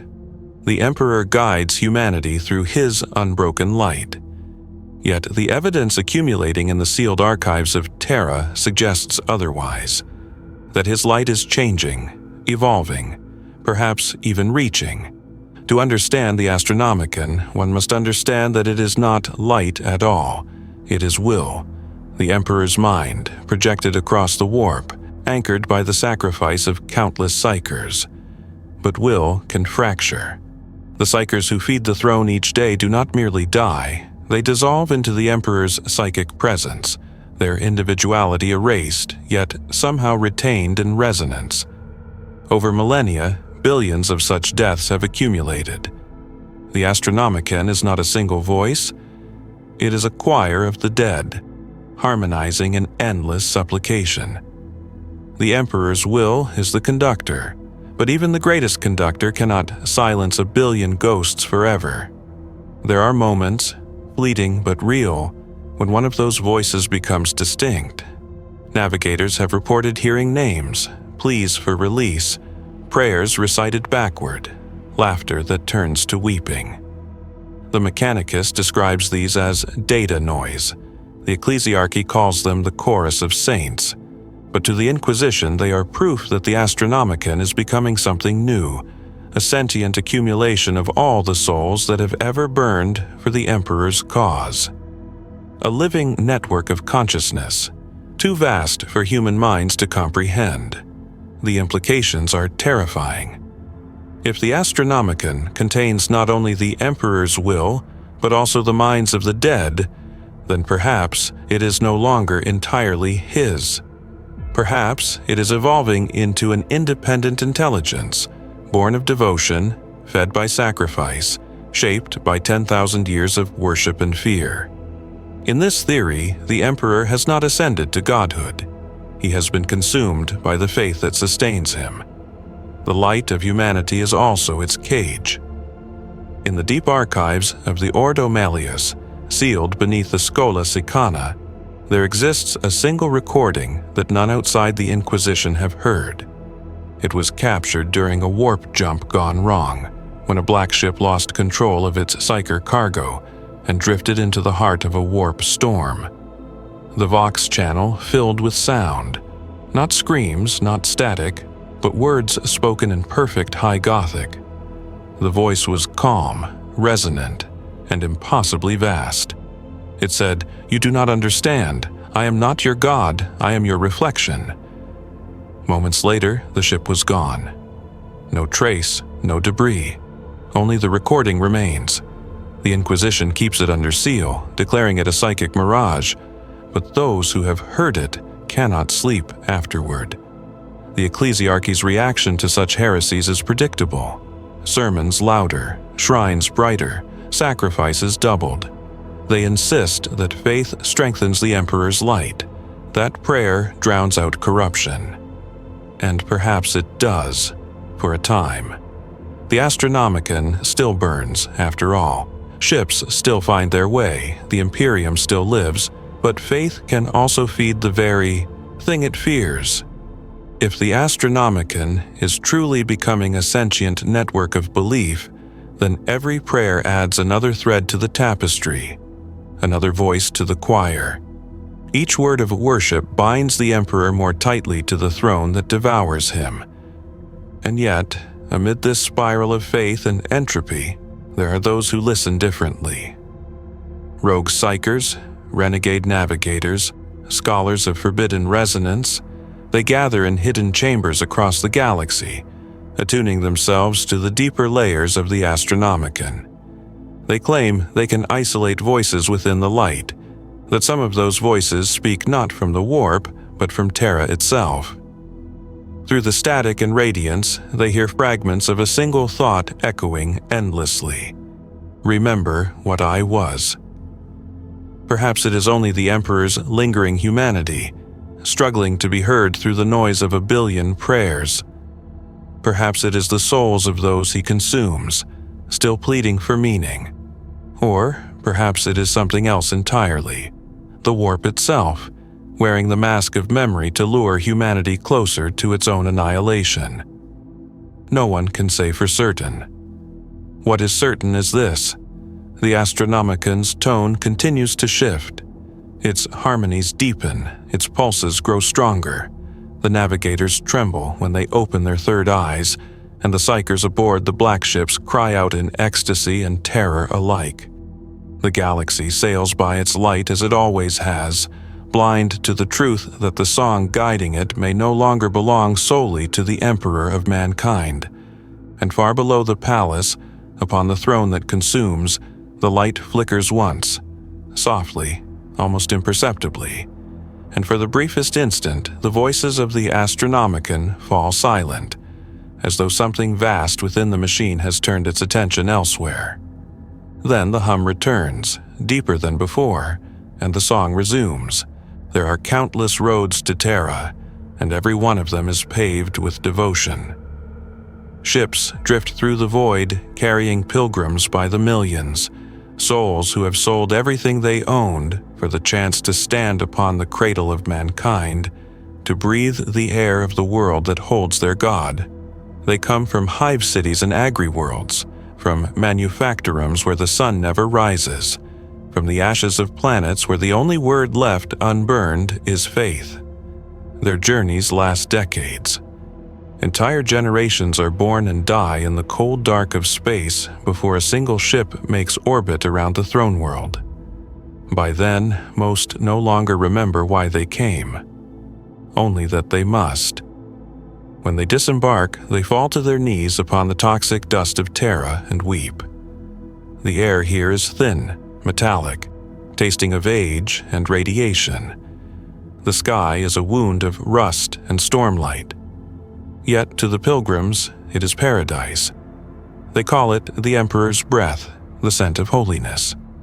They believe the pain in their lungs is his blessing, that every cough is proof of devotion. Their tears carve rivulets through the grime on their faces, and in that moment they believe themselves redeemed. The pilgrims are not permitted to approach the palace, of course. The imperial palace is a fortress the size of a continent, its outer walls rising higher than mountains, guarded by armies that have never known defeat. The closest most will ever come is the outer sanctuaries, vast plains of marble and bone where statues of the emperor tower like gods within gods. Here, the faithful crawl on their hands and knees, cutting themselves on the stone as they whisper prayers that dissolve into the howling wind. The ecclesiarchy calls these acts of penance the March of Gratitude. The pilgrims call it survival. Among them walk the mendicant preachers, robed figures whose voices rise above the storm, reciting scriptures older than the Imperium itself. Some speak of the emperor's glory, others of his suffering. A few, bolder or madder, speak of his silence. They call him not savior, but prisoner. The faithful still listen, though they dare not agree. There is something magnetic in these voices, something raw. These preachers carry relics made of scrap metal and bone, fashioned into shapes that resemble the golden throne. They offer no comfort, only truth, that the emperor's immortality has cost mankind its soul. Their sermons end as they always do, with gunfire, and with the smell of burning flesh sanctified by incense. For every sanctioned pilgrim who kneels in prayer, there are 10 more who are turned away, driven into the wastelands that surround the palace. These are the faithless pilgrims, souls too impure, too broken, or too desperate to earn entry. They wander the dunes of ash that stretch for leagues, their bodies wrapped in rags, their eyes reflecting the faint glow that bleeds from the palace's upper spires. At night, when the storms clear, they can see the light of the Astronomicon streaming upward into the heavens, a pillar of radiance piercing eternity. They call it the Emperor's Scream. In the wastelands there are shrines built from wreckage and bone. Pilgrims gather around them, lighting candles of tallow and machine oil, whispering prayers they have written themselves.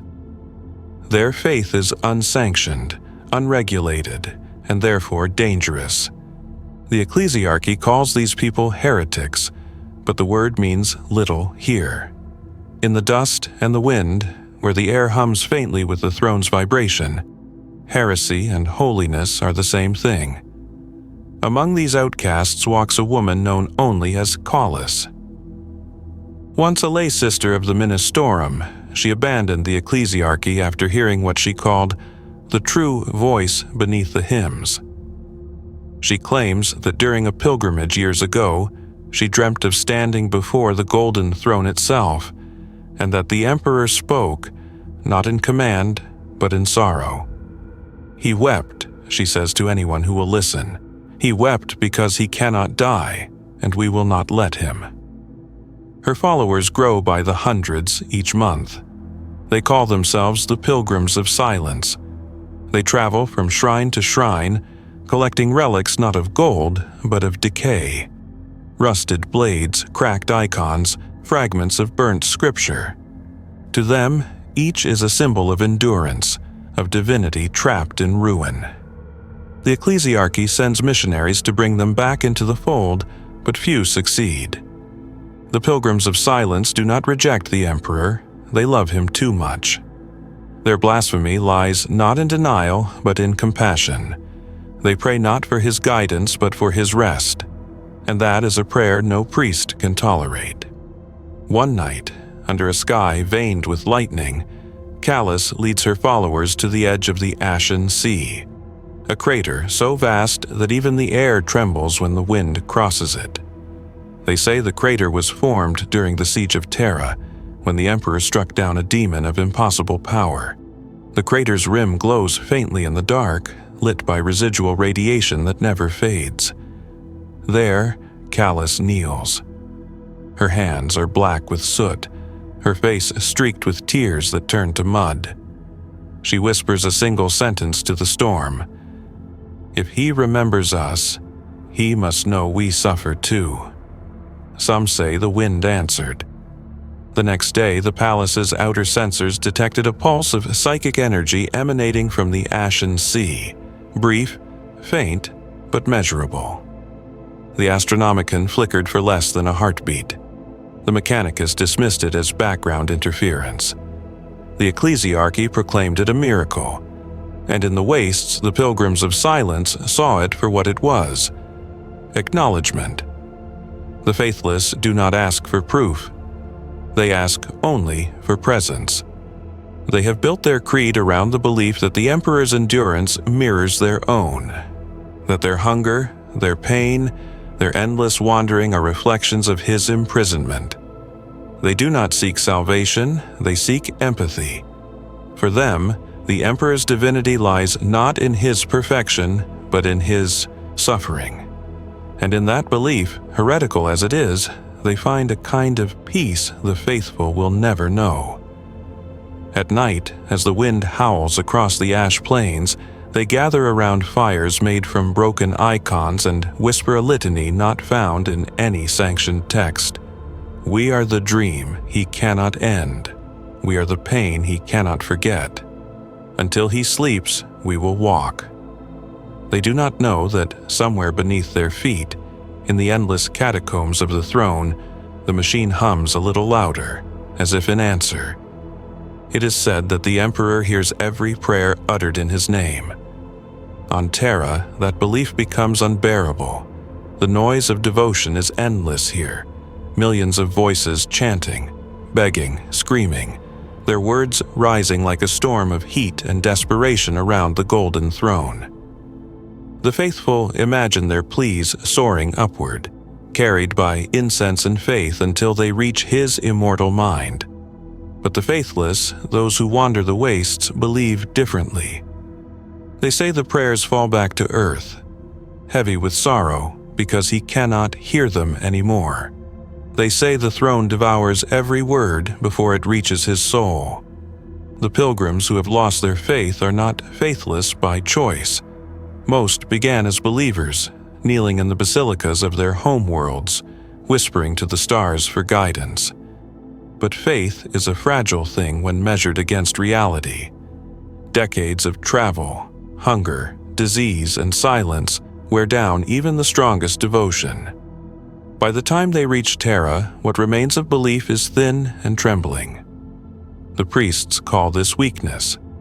The faithless call it clarity. They wander the outskirts of the palace, where the ruins of old cities lie half buried in dust. Once, these were monuments to humanity's triumph, the grand hab blocks of the Administratum, the manufactoria that forged weapons for the Great Crusade. Now, they are hollow shells haunted by echoes. The air smells of rust and old oil, the taste of forgotten industry. Pilgrims shelter here, lighting fires in the husks of machines that have not moved for 10,000 years. When the wind passes through the corridors, it moans like a dying god. It is in these ruins that new faiths are born.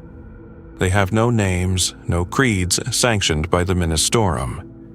Each begins the same way, with silence. The faithless gather in circles, heads bowed, waiting for something to fill the void left by unanswered prayer. Sometimes it is memory that comes first. The face of a lost child, the touch of a lover long dead, the whisper of a hymn remembered from childhood. They begin to recite these fragments, not as supplication, but as remembrance. In time, these moments of shared memory become liturgy. The pilgrims do not ask for miracles, they offer themselves as them. Callus walks among them still, her presence a quiet fire in the night. Her followers see her not as prophet or savior, but as mirror. She listens more than she speaks. When she does speak, her words are simple, spoken in the low, deliberate tone of someone who has walked through every kind of despair and found it wanting. Faith is not belief, she tells them. Faith is endurance. Belief ends. Endurance does not. They take her words into themselves like a new form of oxygen. Rumors spread that Callus once reached the inner gates of the imperial palace, that she saw the custodes, those golden giants whose eyes reflect the emperor's will. The story changes with every telling. Some say they struck her down for blasphemy. Others say one of them lowered his spear and let her pass. The truth, as always, is swallowed by the dust. But there are those who claim that Callus bears a mark upon her hand, a faint burn in the shape of the imperial acula, and that it glows when she prays. The ecclesiarchy dismisses it as delusion. The mechanicus suspects mutation, yet neither dares approach her. There are powers in devotion that no logic can dissect. Each year, more pilgrims abandon the sanctioned shrines and make their way into the wastelands to join the faithless. The ecclesiarchy calls them the wandering apostates, but even their own missionaries begin to falter when they see the peace in the apostates' eyes. For the pilgrims of silence have found something the priests cannot manufacture: serenity born of acceptance. They no longer demand salvation. They no longer fear damnation. They have made of suffering a home, and in that home they have found their God. Yet the Imperium does not tolerate unregulated grace. Word of Callus's movement reaches the Ordo Hereticus, and an inquisitorial delegation is dispatched to the wastes. 3 black ships descend from orbit, their hulls wreathed in flame. The ground trembles beneath their landing, the air filling with the stench of ozone and ash. The inquisitor who steps out is clad in armor the color of burnt parchment, his face hidden behind a mask of steel inscribed with prayers against corruption. His name is Lord Inquisitor Seraphin Vale, and his mandate is simple: extinguish the heresy. Vale's retinue sweeps through the wastes like a blade. They burn the shrines, scatter the pilgrims, destroy the relics. The wind carries the sound of weeping across the dunes. Yet the pilgrims of silence do not fight. They kneel in the dust and sing, their voices low and resonant, a melody that carries even through the roar of fire. It is not defiance, it is mourning. The Inquisitor watches, unmoved, until his men bring Callus before him. She is thin, her face gaunt from hunger, but her eyes are calm. She does not beg. She looks at him the way a mother might look at a lost child. When he accuses her of spreading heresy, she smiles faintly. "I do not spread it," she says. "I gather it. The truth you burn returns to me like ash to wind." Vale raises his bolt pistol and places it against her brow. Her followers watch in silence. When he asks her final words, she answers, "Tell him we forgive him." He pulls the trigger. For 3 days after her death, the sky above the palace burns red. The storms grow so violent that even the upper spires of the ecclesiarchal basilica tremble. The Mechanicus records a series of psychic tremors radiating outward from the wastes, converging on the golden throne itself. The Astronomicon flares, bright enough to sear the warp. Across the galaxy, navigators awaken screaming, and in the catacombs beneath Terra, the machine that holds the Emperor shudders once, as though in grief. The ecclesiarchy proclaims the phenomenon a divine purge of heresy.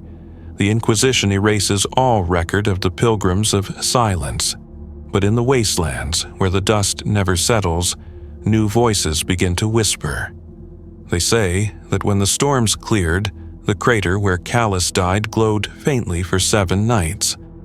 Those who stood upon its rim swore they heard the sound of breathing, slow, steady, and impossibly vast. After the death of Callus, the faithless scattered into the wastes like embers cast to the wind.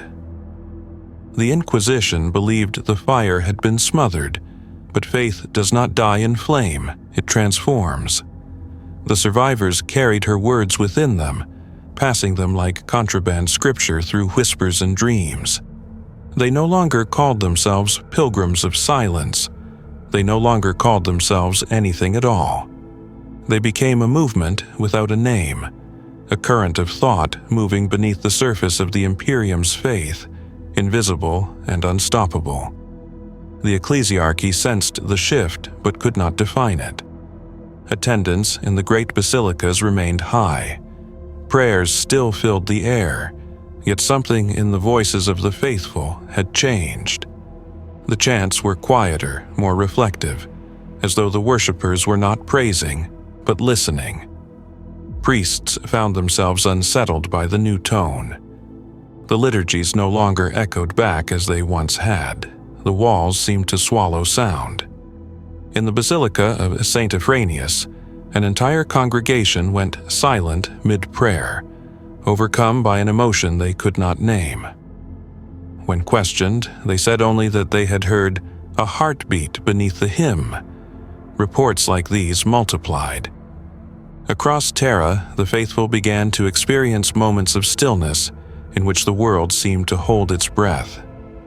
Machinery paused, candles guttered, the air grew heavy with something vast and unseen. Some took it as divine presence. Others felt dread. But all agreed on one thing: it felt alive. The Ordo Hereticus launched quiet investigations, but their findings contradicted reason.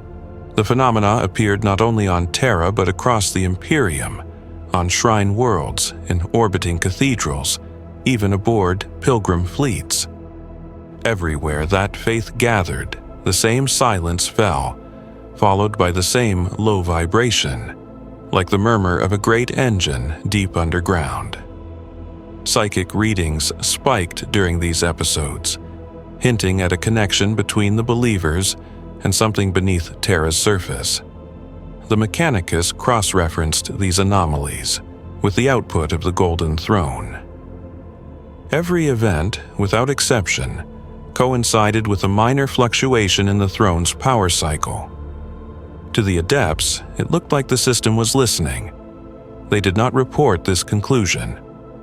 Instead, they encoded it in secret beneath layers of encrypted cant and buried it within the archives of Mars. But data cannot be buried from truth. The faithful began to change in subtle ways. Some pilgrims returned to their worlds unable to speak, their throats unscarred but their voices gone. Others spoke only in whispers that seemed to harmonize with the low hum of the throne itself. There were reports of tears that glowed faintly gold in the dark, of skin that carried the scent of ozone, of dreams shared by entire congregations. The ecclesiarchy blamed mass hysteria, the Inquisition blamed warp resonance. But in the ruins outside the palace, those who had followed Callus knew the meaning. She spoke, they said, and he heard. Rumor became prophecy. The nameless faith spread through the lower hives and forgotten districts of Terra, whispered by laborers, mendicants, and soldiers alike. It had no icons, no scripture, no hierarchy, only a single phrase repeated in countless tongues: "He remembers." The phrase appeared scrawled across hab walls, etched into the shells of bullets, murmured in sleep by those who had never heard it before. It was not rebellion, it was revelation. The ecclesiarchy responded with terror disguised as righteousness. They declared a new crusade of purification, deploying confessors and frateris militia to hunt the heresy. But wherever they went, the phrase had already spread beyond reach. The faithful did not fight. They simply knelt, their faces serene, their hands folded in prayer. The soldiers hesitated. Even the confessors found themselves faltering. For the first time in millennia, the Imperium's faith no longer belonged to those who ruled it. It belonged to those who suffered for it.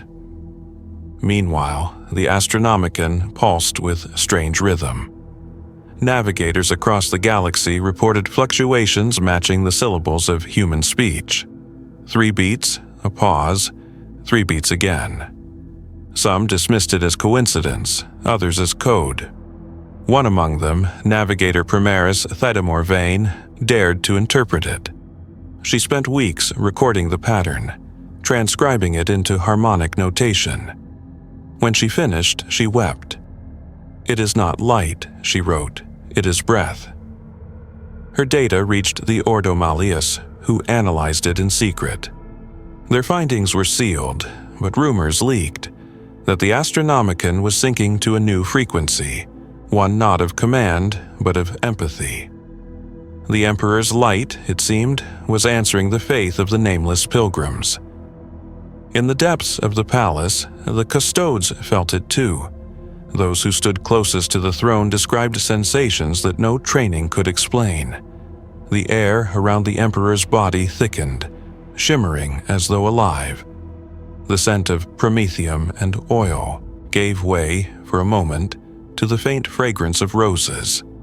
Some claimed to hear a sound beneath the machinery, a sigh, long and heavy, carrying through the golden conduits like a tide returning to shore. The Lord Commander of the Custodes, Valerian, dismissed the accounts as illusion brought on by fatigue. But when one of his own warriors, a silent sentinel who had stood guard for over a century, fell to his knees before the throne and whispered, "He forgives us," Valerian said nothing. He simply turned and left the chamber, his hands trembling within his gauntlets. Outside, Terra's storms grew wilder, lightning fracturing the sky in gold and violet arcs. Pilgrims gathered in the wastes despite the thunder, faces lifted toward the palace, chanting no hymn sanctioned by the Ministorum but one born of their own despair and love. Their voices rose as one, a sound both human and otherworldly. Within the palace walls, the adepts monitoring the throne's systems froze as readings spiked off the scale. The Astronomicon flared so brightly that for a heartbeat, the entire warp blazed gold. Across the galaxy, demons screamed and burned. The Emperor's light filled every shadow, and then just as suddenly it dimmed. When the glare faded, the throne's power stabilized, but something was different. Every system still functioned, every ritual maintained, yet the hum that filled the sanctum had changed pitch. It was lower now, deeper, closer to the rhythm of a human heartbeat. The priests fell to their knees, overwhelmed. The Mechanicus stared in awe and dread. None could say what had happened, but those who had followed Kalis, those who whispered in the dust, smiled. They had prayed not for salvation, but for understanding. And at last, the Emperor had answered, not in words, but in breath. There is a stillness now at the heart of the Imperium, subtle yet absolute. The adepts of Mars report it as equilibrium. The ecclesiarchy proclaims it as renewed grace, but those who listen with unclouded senses know it for what it is. The breath of something vast that has turned inward to dream. Within the sanctum of the Golden Throne, the usual storm of energy has softened. Conduits hum, not with frenzy, but with rhythm. The Emperor's light still reaches across the galaxy, yet there is texture to it now, a pulse that feels almost tender.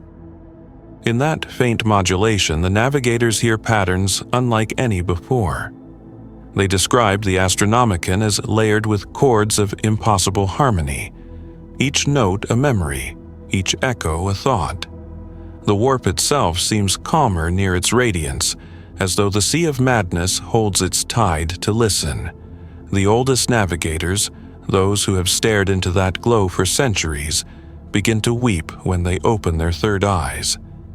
They say they see faces, fleeting, luminous, drawn from the multitude of souls that have fed the throne. Soldiers, saints, children, even the nameless dead. They drift through the light like constellations, and at the center of it all, the figure of a man sits unmoving, his outline dissolving into brilliance that never ends. The Mechanicus cannot explain the change. Their instruments record stability, yet the readings contradict logic. Energy output is constant, yet less is consumed. The throne functions as before, but without strain. No psychic dissonance, no feedback loops, no surges. It is as though the system has achieved perfect resonance with itself. To the adepts, this is miracle disguised as mathematics. To the priests who serve in the palace, it is a silence more terrifying than thunder.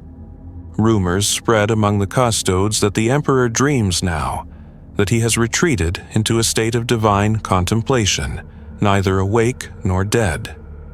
In their guarded language, they call it the still moment. They speak of shifts in the air, of a presence that moves through the chamber like a slow tide. Some feel warmth brush their armor where once there was only cold. Others hear faint whispers through their vox grills, too low for translation. A few claim that when they close their eyes, they see the emperor as he once was, not bound to the throne but walking among men, his eyes alight with human sorrow. Outside, Terra continues its endless cycle of devotion and decay. The pilgrims still come, their ships dark against the stars. The priests still burn incense thick enough to choke the sky. Yet there is unease beneath the rituals. Across the shrines and cathedrals, candles flicker in unison, their flames bending toward the direction of the palace. Choirs lose their pitch mid-hymn, caught by a rhythm not their own. Even the bells of the ecclesiarchal basilica fall silent for several minutes at a time, as though some unseen hand stays their motion. The Inquisition calls it collective hysteria. The ecclesiarchy names it holy synchronization. But those who remember Callus's prophecy, those who carry her words in secret, understand. The Emperor's light is no longer a command, it is a conversation. Aboard the black ships, psychers bound for sacrifice begin to report strange dreams. In them, they walk through endless corridors of gold and hear a voice behind the walls, patient and weary. It does not speak orders, it asks questions. Do you still believe? Do you still endure? Many wake in tears, whispering answers they cannot recall. The confessors aboard dismiss it as panic. Yet more and more of the condemned die not screaming, but smiling, as though they have found peace within the light. The Ordo Malleus sends its most gifted psychers to analyze the new harmonics of the Astronomicon. What they find terrifies them. Beneath the dominant signal, the Emperor's mind, there is structure. Patterns of thought that expand and contract, connecting across vast psychic distances.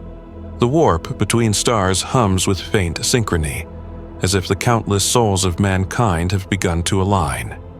Each human thought, each spark of prayer, contributes to a lattice of consciousness stretching from Terra to the edge of the void. The Emperor's dream is no longer confined to the throne.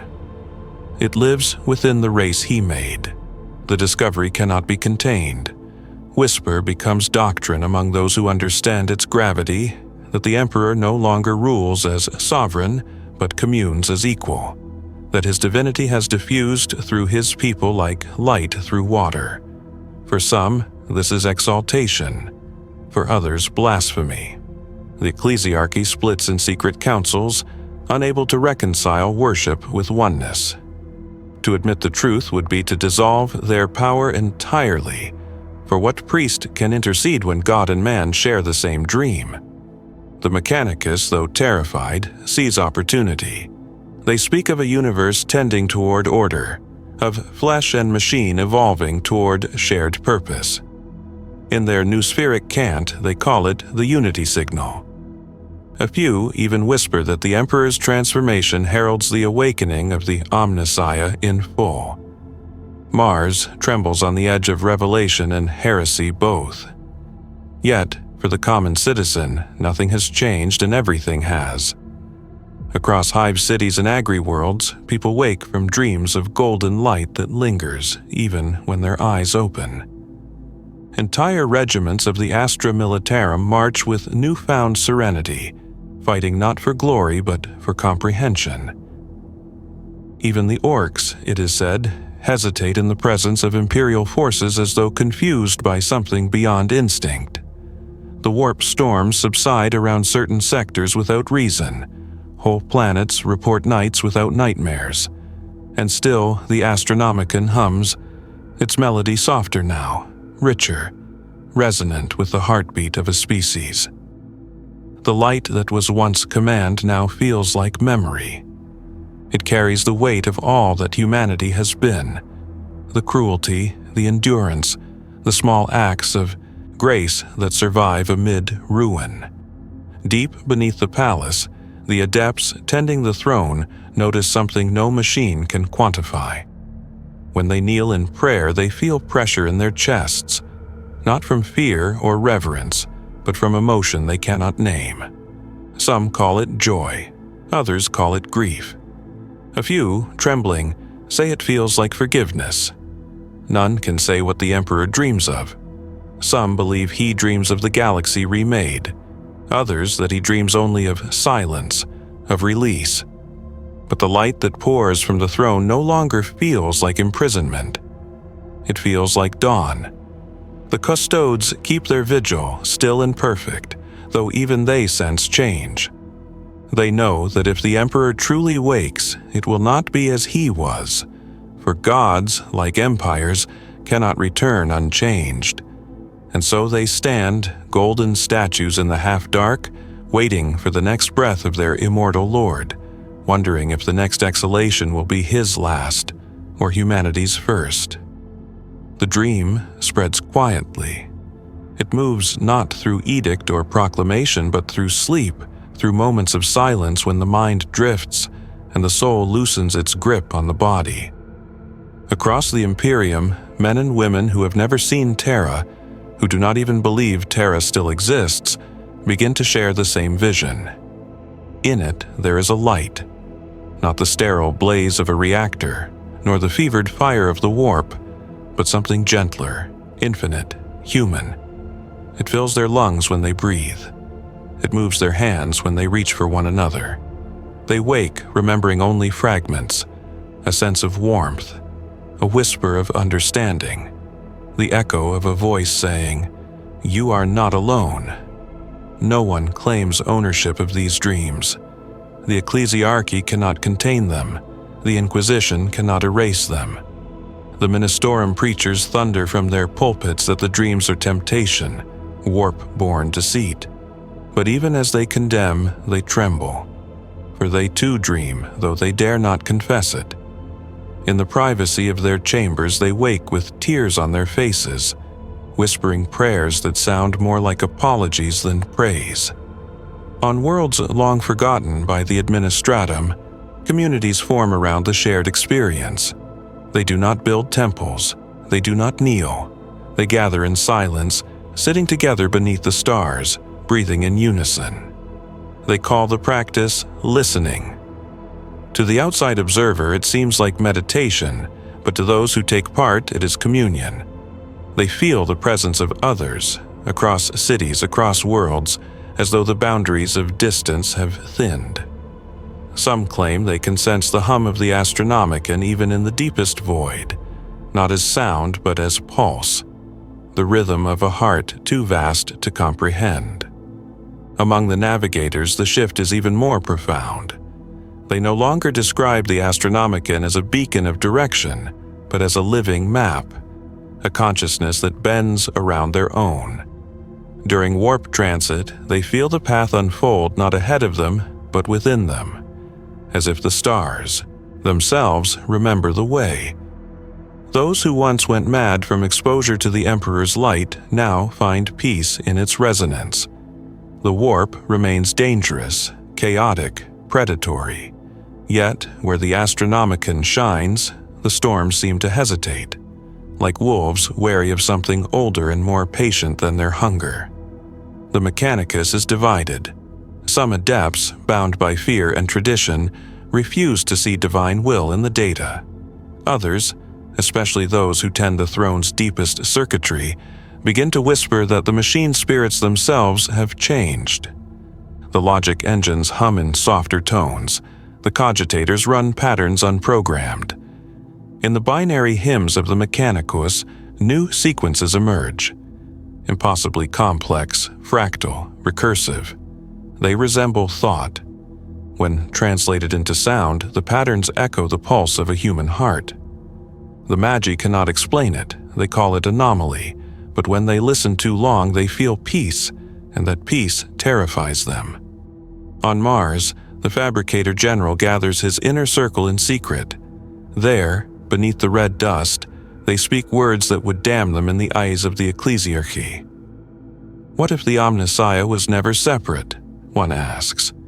What if he has always been this machine and flesh, dream and light? The Fabricator General does not answer. He simply looks toward Terra, where even the Martian storms now pulse in time with the Astronomican's rhythm. The Inquisition fractures. The Ordo Malleus interprets the change as evolution, a moment of cosmic rebalancing. The Ordo Hereticus sees only doom, the slow dissolution of hierarchy of control. Purges begin again, but they accomplish nothing. For every heretic burned, 10 more dream of light. For every shrine destroyed, another rises without stone or scripture, built only of breath and memory. Amid this awakening, the custodes remain unchanged in duty, yet inwardly altered. Each stands at his post, unblinking, while within his armor thoughts stir that he cannot voice. They have always believed themselves extensions of the Emperor's will, living weapons without doubt or desire. Now they feel something beneath that obedience: remorse, affection, yearning. Some have begun to pray again, not the rote litanies of the palace, but simple words remembered from humanity's forgotten past. Be at peace. They do not know whether they speak to the Emperor or to themselves. In the catacombs beneath the throne, deep within the labyrinth where only servitors and data priests walk, a phenomenon unfolds. Golden light seeps through cracks in the adamantine walls, forming motes that drift through the air like dust in morning sun. The servitors pause in their tasks, their dead eyes flickering with brief awareness. One of them, model designation 9X Theta, stops mid-motion, its flesh mask twitching.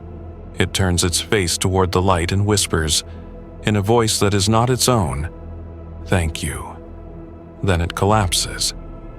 The adepts record the event, but the data cannot be replicated. Above, in the sanctum of the throne, the Emperor remains still. Yet those who tend the machinery swear that sometimes, in the intervals between power cycles, the hum falters, just for a heartbeat. In that instant, the silence feels infinite. Some claim to hear footsteps echoing through the chamber, others a sigh that shakes the air. Once, a novice tech adept swore he heard laughter, faint but unmistakably human.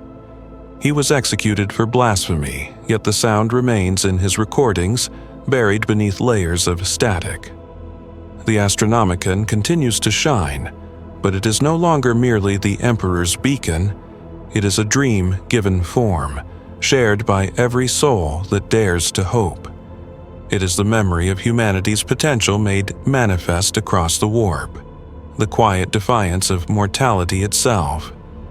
For millennia, the Imperium has survived by fear and worship, by obedience and despair. Now, in the soft pulse of the Astronomican, something gentler takes root: recognition. The light does not demand, it invites, and perhaps that is what frightens the Imperium most. A god who commands is safe to obey. A god who understands is dangerous. In the final hours of the Terran night, the storms above the palace fall silent for the first time in recorded history. The clouds part, revealing a sky veined with gold. From the highest spire, priests and custodians alike watch as dawn rises. Not the manufactured light of reactors or the glow of industry, but true dawn. Sunlight pure and unfiltered, striking the throne's gilded towers. The air tastes of rain. The adepts monitoring the throne systems record one last anomaly before their instruments fail. Within the energy readings, a single phrase, repeated once, then gone forever. I remember you. No alarms sound, no earthquakes tear through the palace. The world does not end. The light simply steadies, warm and infinite. And across the galaxy, a billion dreamers wake, hearts beating in unison with the hum of a god who no longer suffers but dreams. Of peace, of mercy, of what it means to be human again.